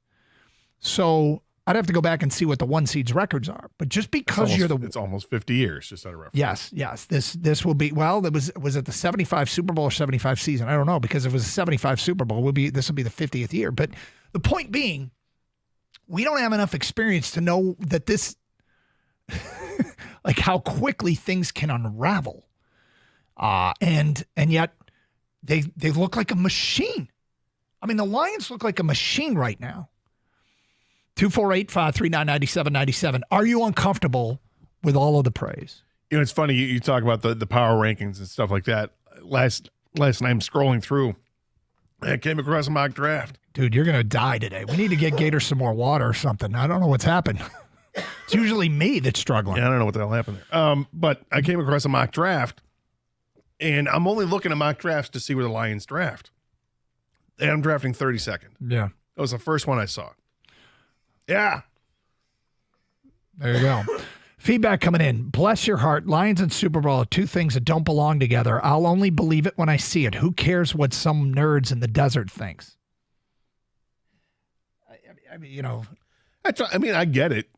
You're not going to see it till you're not going to believe it till you see it. I understand that. But I mean, it's not. And even I'm reluctant to do it because I don't know why. Like I've always been defending people that go ahead. Why ruin it? You know, you're enjoying it. Enjoy it as much as you can until you can't anymore. I'm still focused on the next game as a fan. Justin, a lifelong Lions fan, texts us. I was just talking about this with a coworker. I'm almost waiting for the letdown because it always used to come. It's really hard to realize that we have the best team in the NFL. It's crazy. Unnamed texter, what are we doing here? We've wanted to be the best, and right now we are. Embrace it. Be excited. Next text, unnamed texter. I absolutely love this team. I absolutely love Aleem McNeil, but I'm still pissed at his shin. Oh, that's for running into Aiden Hutchinson's leg. 248-539-9797. Let's go to Robert on a cell. Hi, Robert. Hey, good morning. How you doing? All right, Good, Robert. thank you. Hey, I'm worried about the defense still, and every game, I wait for the other shoe to drop. You know, it's not being a running quarterback, not being a good running back, actually. It's going to run through and, you know, make the way through the defense. And I'm not worried about the offense. I have all the faith in the world in those guys, but the defense, so it kind of scares me a little bit. All right, Robert, you're either going to have to take us off the headset or we'll just let you go. The fact is they'll get challenged as far as a running quarterback's concerned over the next couple of games because these teams between, you know, this coming weekend with Anthony Richardson, Caleb Williams, they've got Josh Allen coming up. They're gonna get bigger challenges in that regard. They'll be tested for sure in the next week with the next two quarterbacks. But even if those guys prove to be difficult to handle, try handling the Lions offense. Right? Valid. I mean, this offense is 33 points a game. And they just ran a perfect game on Sunday. You don't expect it to be perfect every time, but I also don't expect this team to be all of a sudden they're only going to score 20 points. 248-539-9797. Chris is on a cell and next on 97.1 A Ticket. Hi, Chris. Hey, what's going on, guys? How are you? Good. I kind of last caller kind of stole a little bit of my thunder here. I was just worried about the scrambling quarterbacks, the mobile, because it just seems like in the past that we just always have struggled with that. But that was the last thing that I really need to see for us to kind of get to the spot we need to go. But that was just my main concern. But we got a good test coming up with those, so I'm really excited to see. But that's just the one thing that I've known from the Lions that we've really struggled with. So and Chris, that's kind of what I had to say. To go and do that without your veteran leader, Alex Anzalone, it adds another layer to it of, okay, if this is the final test for you as a fan, and I understand it, I think it's one of those things too that I think they can handle it, but I do want to see them handle it. I get the trepidation. Yep, no, absolutely. Take it easy, guys. Have a good one. So the Lions have faced and defeated a couple of running quarterbacks this year. Kyler Murray averages 8.1 yards per carry, and the Lions beat him. Geno Smith, who beat the Lions 3 consecutive times with Seattle, averages 5.6 yards a carry. The Lions beat Geno Smith and the Seattle earlier this year. Seattle did put up, I think it was 29 points. 29 points. Okay, so they scored a little bit against Detroit. And I think, quite frankly, in any sports town in America, you can go there and you can say, take phone calls, listen to phone calls enough, and that fan base will call and say that their defense struggles with a running quarterback. Yeah, Geno Smith ran 5 times for 38 yards in the game. He also threw for 395 yards in the game. That was not a good defensive output by the Lions to give up, effectively 500 yards in offense, but they did what they had to do. They ended up scoring 42 points in the game. They handled their business. 248-539-9797. We go to Mike. Oh, by the way, they did lose to Baker Mayfield, and he is a mobile quarterback. Mike, you're on 97.1 a ticket. Hi, Mike. Hey, how's it going, guys? Doing well. I was just saying I've been lifelong Lions fan, so I'm enjoying the ride. I'm used to being bad, so any goodness and any hype we can get, I'm just going to love it. But we do got some more good games coming up to use as a barometer of how far we think we can go too. I mean, we got the Bills in a couple weeks. That'll be a real great test of how far we think we can really go with this team. It's a big game. It's a really, really big game, and I think this team is so professional that they will take care of business in the games they should take care of business. Now, everybody slips up once. Maybe they've already had their slip up against the Tampa team that's taken on some water of late. But bottom line here is, they will. I mean, at San Francisco might be in a place where they're making a last stand to try and make the playoffs. That is not a game that we know. They could fade. They could conceivably fade between now and then. But at San Francisco in late December could be a tough one. I believe Dan Campbell's going to have them so hyped up for that game, it's going to look kind of similar to Jacksonville. Well, San Francisco's a better team than that, don't get me wrong, but he's going to have them so hyped off of what happened in the championship game last year. I think they're going to come out on fire and just never look back in that game. Well, remember what they did to Dallas. I definitely could be wrong, but that's my hope. They definitely went into Dallas with a chip on their shoulder. Oh, yeah. Yeah, and they wanted to beat Seattle. Even though they gave up 500 yards in offense, the Lions had over 400 yards in offense that game. They unleashed Jamison Williams. That's the game where he had the 70-yard touchdown reception. And they can do special things with this offense. They're so good. Mm-hmm. It's amazing. That's why you always knock on wood to keep these guys healthy and stay there. To keep that offensive line together. Let's go to Court. You're next on 97 a ticket. Hello, Court. Hello, gentlemen. How are you this afternoon? We're good, thank you. Excellent. So I had season tickets for 17 years. I dropped them when Quintricia took over. But I'm not scared about anything. I'm not concerned about a jinx. Gator, forgive me on that. But, this team, the evidence is too strong. This team is too good, and I'm on a text stream with all my buddies every Sunday, and, I'm just like, bring on Buffalo, bring on, Kansas City, and they're all like, no, you're going to jinx it, and I'm like, Dan Campbell's not going to allow a jinx mentality in that locker room, and I don't know, fellas. This is different. It's different, and I'm 60 years old, and this is different, man. There ain't nobody stopping us. That's damn confident, and I get it, and it doesn't feel like it, but they are going to play some better teams coming up. That's the thing, and it might be a big slap in our face, cold water. That you can't just roll out the helmets. That first half against Houston, If that happens in a playoff game against Philly, what happens then? Yeah, I hear you. And you never have to get up for games within your division because you've always had that rivalry. So don't worry about the Bears, the Packers, the Vikings, and those 4 games they have against those teams. And then you got the Bills and Niners. I mean, obviously you have the Colts coming up this week. You don't overlook that's the next one. Take care of business there. Mm-hmm. But the Bills and the Niners, those are 2 teams that have left a mark on you. And the Bills put it on you. Was it last year, the year before? The Bills really put one on the Lions. It was on Thanksgiving, I don't know maybe? if they put one on them. They beat them. Wasn't there a late first down?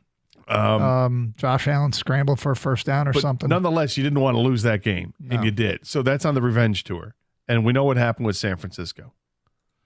So I do feel that this is they're kind of keeping their own little tally without going to the media about it. Yeah. You know, they did that against Dallas. There's no question they did that against Dallas. I think they did that against Seattle. That's the game where Goff was 18 for 18. They did. I think they're always going to have that thing with the Los Angeles Rams. I think they're building up enough hatred for each and every one of these teams they face, and I don't think that these big games coming up will be lost on them either. Carson Anderson, 97.1 The Ticket.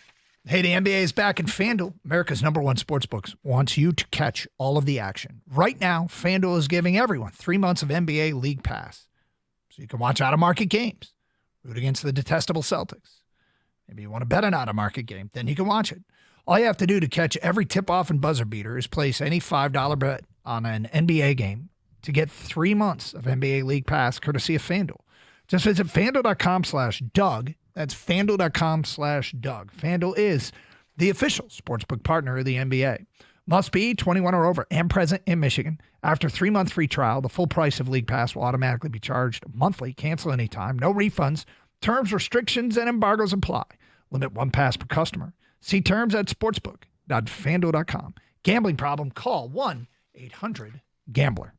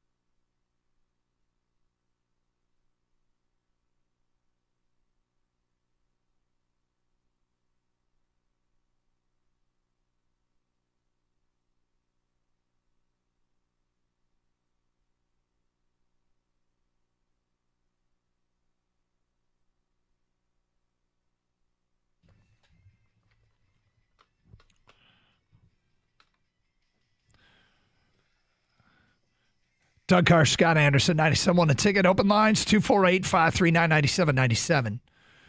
Talking about the Lions and all of the praise. I mean, it is over the top. And we asked Jared Goff about it, and he's like, it doesn't mean anything. And it makes sense. He's right. It doesn't mean anything. And yet, I feel like fan base is leaning into it. We just ask people to be honest. Are you uncomfortable with it? Are you growing uncomfortable with it? And it's not that you don't believe in the team, or it's not that it's so early.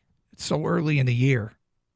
And yet they've distinguished themselves in so much so that, people are basically saying this is the best team in the NFL. And it's kind of across the board.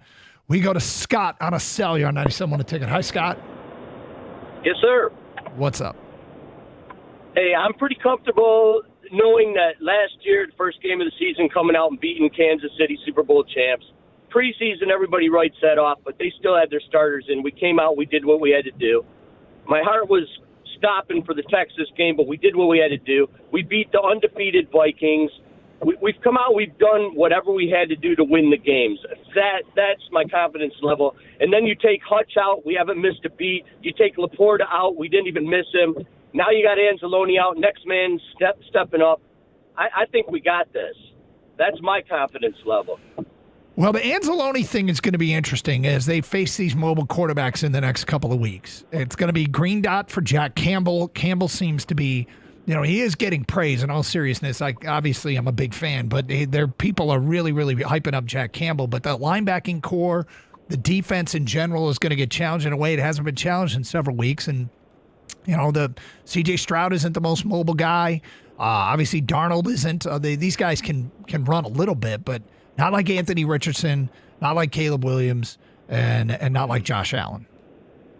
So it's going to be there are some challenges ahead. We need to do to win, right? They are doing what they need to do to win. And right on. The game against Houston a couple weeks ago, I mean, as much as I thought, hey, they still got a chance to win this game, I'm not counting them out. In the back of your mind, you had to think, all right, this looks like it's going to be the game where they kind of no-show. And they won it anyway. Yeah, they screwed around and actually played in the second half and did what they had to do. Yep. It's they just do it in different ways at times, but I think more often than not, you know what you're getting with the Lions offense. And it's good enough to win games on its own. Mm-hmm. The fact that the defense is as good as they are makes it easy. And it shouldn't be easy in the NFL. No. I mean, the Lions hadn't been favored by that many points since 1995, I think, when they beat Jacksonville. Yeah. And I think they covered. Did they cover?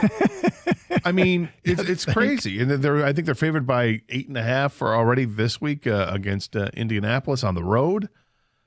These are strange times, and yet you understand them because we've seen it firsthand how good this team is. They continue to build. This thing's going up the hill. There's no leveling off yet. No. Going from the first season to the second season, they start off 1-6 and then go 8-2 down the stretch and look great doing it. And then last year they just, steamroll all the way to 12-5. And now this year they're 9-1 through the first 10 games. Yep. It's just going uphill, up towards the top there, which is a Super Bowl. Mark in Detroit, you're on 97.1 The Ticket. Hello, Mark. Hey, how you doing?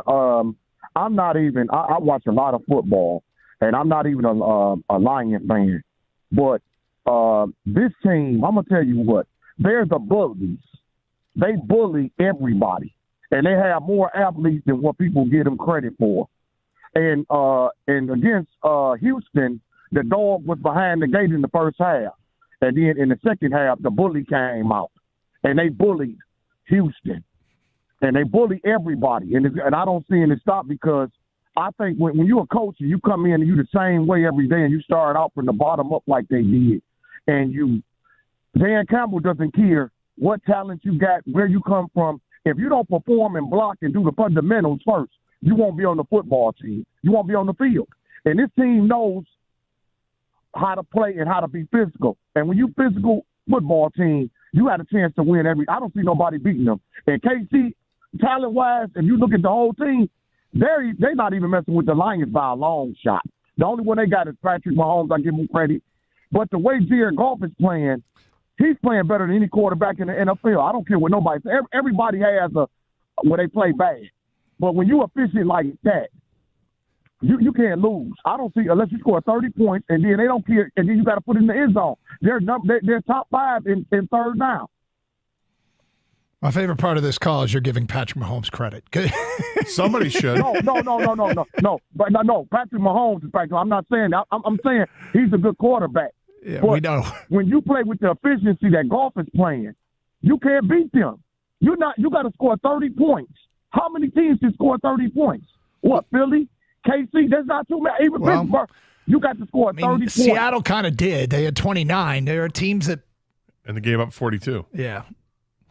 But he's right. I mean, you have to really get into the Lions defense to give yourself a shot because the Lions offense, I mean, even when they had that bad day at Houston, they did what they needed to do, came back and won in the second half. 248-539-9797. We go to Jeff here next. Hi, Jeff.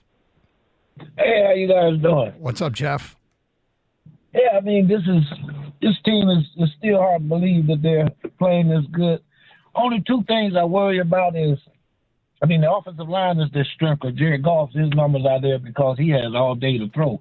But the few times that the team put pressure on him and blitzing, I mean, his escapability is not his best asset. But, I mean, the offensive line protects him, so you can't complain. And the defensive line, the front four, I don't know what it is, but it seems like when they make contact, they stop trying. I don't know, but so far it's been working. I mean, I was here I'm 67 years old. I used to go to Tiger Stadium I've been through it all with the Lions. This is the best that I've seen, hoping no other serious injuries occur. If that happens, I mean, there's nothing to beat the Lions but the Lions, and they're on point. So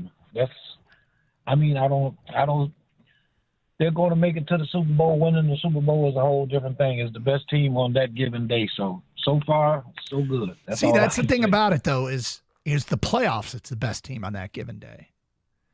Like, it's, they can't have a day incredibly strong, but you cannot afford a day off when it's one and done. And that's the scary reality of this thing, and why it's so important to finish this thing out. The more I thought about it yesterday, the more I'm loving that Minnesota and Green Bay are right there, because you can't slip up. You cannot open the door for somebody else to try and take this one seed from the Lions.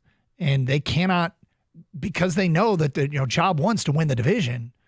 They got teams right there. You surprised that Goff responded to that question the way he did when you asked him about, hey, is it help having you're playing the best division of football and you got a team that's one game back and one team that's 2 games back? Yeah. And he responded like, yeah, I don't know. We're worried about ourselves. Yeah. I don't know if I fully believe his response, because I think it has to be some kind of motivation for this team that they can't rest on their laurels. But I guess to his point, this team doesn't rest on their laurels ever. They don't seem to. I mean, it feels like the head coach has done a great job of guarding against that. 248-539-9797. Jim on a cell, you're next on 97.1. Hi, Jim. Hi, afternoon, guys. What's up? It comes down to one word in mind that I'm worried about, and it sounds funny, but Dan Campbell. And what I mean by that is fourth quarter, close games, strategy. I'm always worried. Last year in the playoffs was such a learning experience. I mean, there was times when called timeouts too quick, and the Rams, Tampa Bay, was it, that they could have called timeout, made us punt. There's a couple of times it's different when you're the hunter versus being hunted. What does that have to do with timeouts, or does that have anything to do with the timeouts, or is that just you making a statement? Well, last year I think it was the Rams when they were so excited they had won.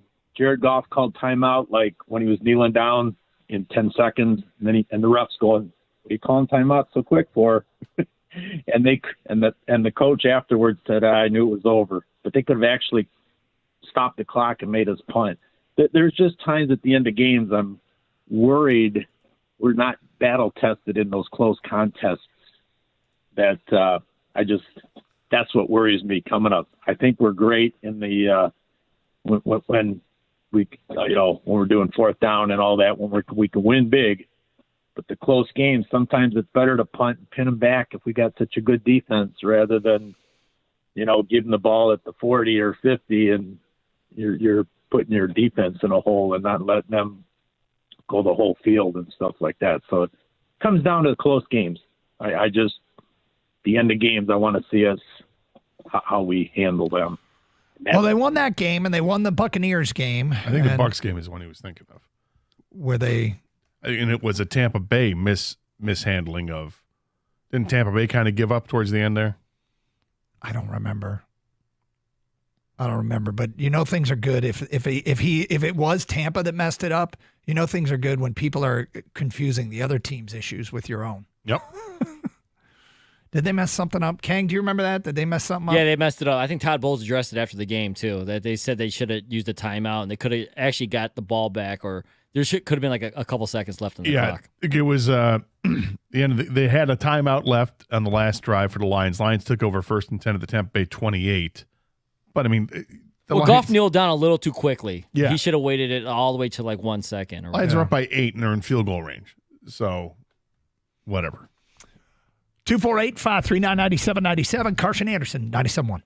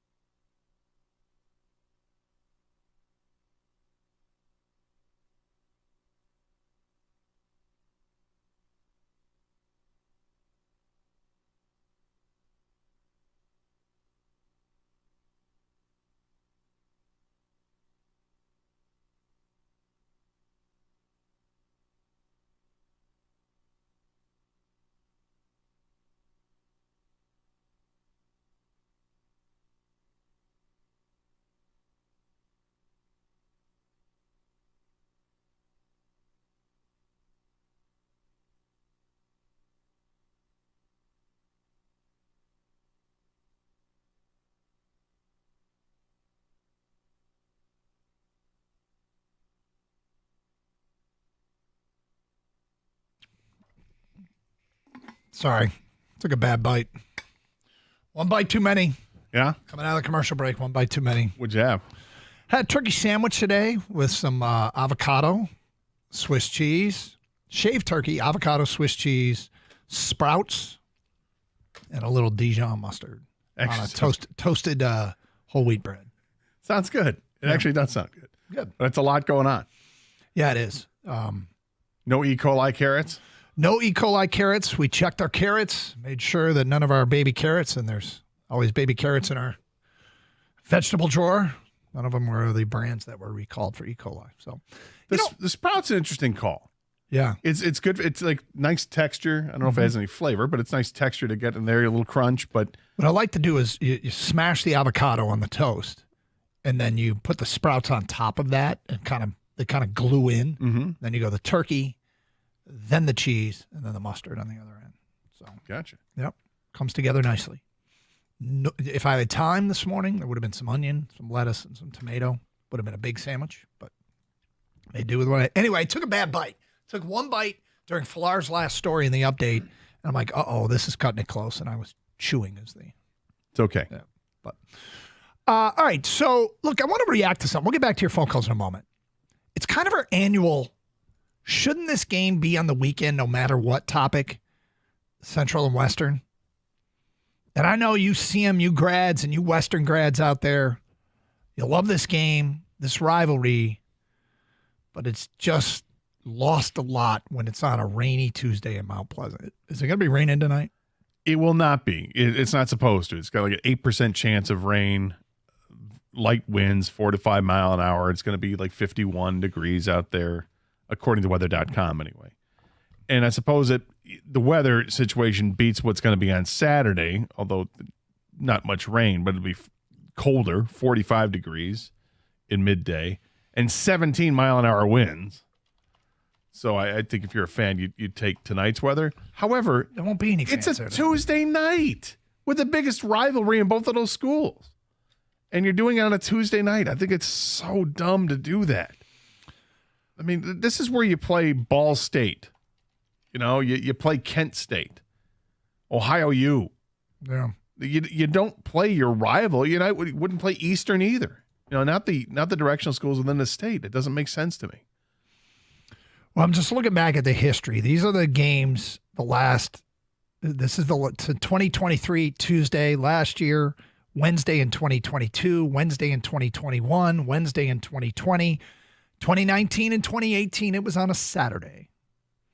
Wednesday, and I'll just count backwards. Wednesday, Saturday, Saturday, Saturday, Saturday, Saturday, Saturday, Friday. So it's really a recent phenomenon. Well, it's action, right? So, but the point is, you don't have to be like 50 years old to remember when it was on a Saturday. And they you know, I've never been to this game, and I really don't know a whole lot of. I mean, we got Hoffman. Hoffman's a Western guy, and you were a Central guy for a year. Well, I went there. He wants to forget that year, Doug. He didn't enjoy his year. No, Doug Gator did not enjoy that year. No, but I have plenty of friends that I had a lot of friends actually that went to Western. A few friends that went to Central. And I know that this was it's a friendly rivalry, but it's also it can get intense too. But this is one of those rivalries when the game's over with, everybody has a good time, but during the game you hate each other. Yeah, but it's not like the Michigan State rivalry where you need some time away from each other after the game. But this is a good rivalry, and it's fun. You know, this is what they look forward to. At least back in the day when I was there, you look forward to the Western matchup. So I didn't go to either school. But I've gone to the game, like for the fun of it, right? Because I had friends that went to either Western or Central, and we went up, you know, and enjoyed the weekend and had fun. I couldn't imagine me like, oh, it's Tuesday night. You guys want to go up there and you know, tear up the town? Like, no, man. Like, it's Tuesday. Going to Kalamahappy. Let's go. So I feel bad for the fans that used to make, you know, that don't go there, or, you know, that the ones that travel, like even the alumni. It was cool to do on the weekend, but Tuesday night. It just was one of those things that there's what everybody knows, like the traditions that we have in our state. And you mentioned Michigan State, and Michigan, Ohio State, and the Lions playing Thanksgiving and Tigers opening day. And then there's sort of this second tier group of traditions, and Western and Central is right in that second tier of something that's kind of cool. And they deserve to have their moment on the weekend. And you park it on a Tuesday. Maybe we're speaking out of turn. We because are. it depends on the alumni from both of those schools, but speak on your own behalf. But we went over the numbers. We had the numbers last year because we do this every year when this game is played. The basically giving their late October, November schedule over to ESPN and CBS Sports Network funds these athletic departments. Yeah. Helps keep, programs afloat. And some would say, get rid of the swim team and save some money, and you don't have to do that. But not everybody wants to do that. No, they don't want to do that. You take it because it's a payday. That's why they do it, and we understand that's why they do it. But I feel bad for the people that really want the game to be played on the weekend. Well, because that's what they grew up watching. And you could be in your mid-20s and remember what it was like to tear up those. And I don't mean literally, although me neither. By the way, sometimes it did get literal. Do you remember what year you went, Kang? No, I don't. Do you remember which stadium it was at? Yeah, it was at Western. Okay, and do you remember the score of the game? Nope. Do you remember who won the game? Nope. But we had a damn good time, and it was fun, man. And I feel like for the kids, do they still get to experience that? Because part of going to college is, honestly, we all know this is the experiences you have while you're at college, and then the rivalry games. But do they still do that on a Tuesday night, or like half the kids be like, "Nah, man, I know it's college, so you can obviously do it, more than you can as an adult." But I mean, Thursday night was like that ended up being a bigger night. Yeah, you can do Thursday night's like a weekend at that point. But Tuesdays are. Tuesdays. It's when you see like the drink specials that appeal to like the burgeoning alcoholic. We got 25-cent pitcher night, 50-cent pitcher night. Like, Dollaritas. Who does this? Yeah, exactly. Like, what is going on here? Oh, I got you. You're trying to get people to go to the bar. And then people end up staying too late, and then they skip class the next morning. I don't know what that's like. Yeah, you've heard of that, right? I've heard bits of people would talk about. Did the Western Central games, did they get so out of control that the schools happily acquiesced to Tuesday night? Maybe that's part of it. That whole end of the world party and all that stuff that they would do. Typically, a sign that a party is going to be out of control is when it's called the end of the world party. It's a good time. There's expectations if that's what it's called. It changed over the years, yeah. Listen, Susie, it's going to be the end of the world. Oh, Michigan State used to have Cedar Fest too. That's no longer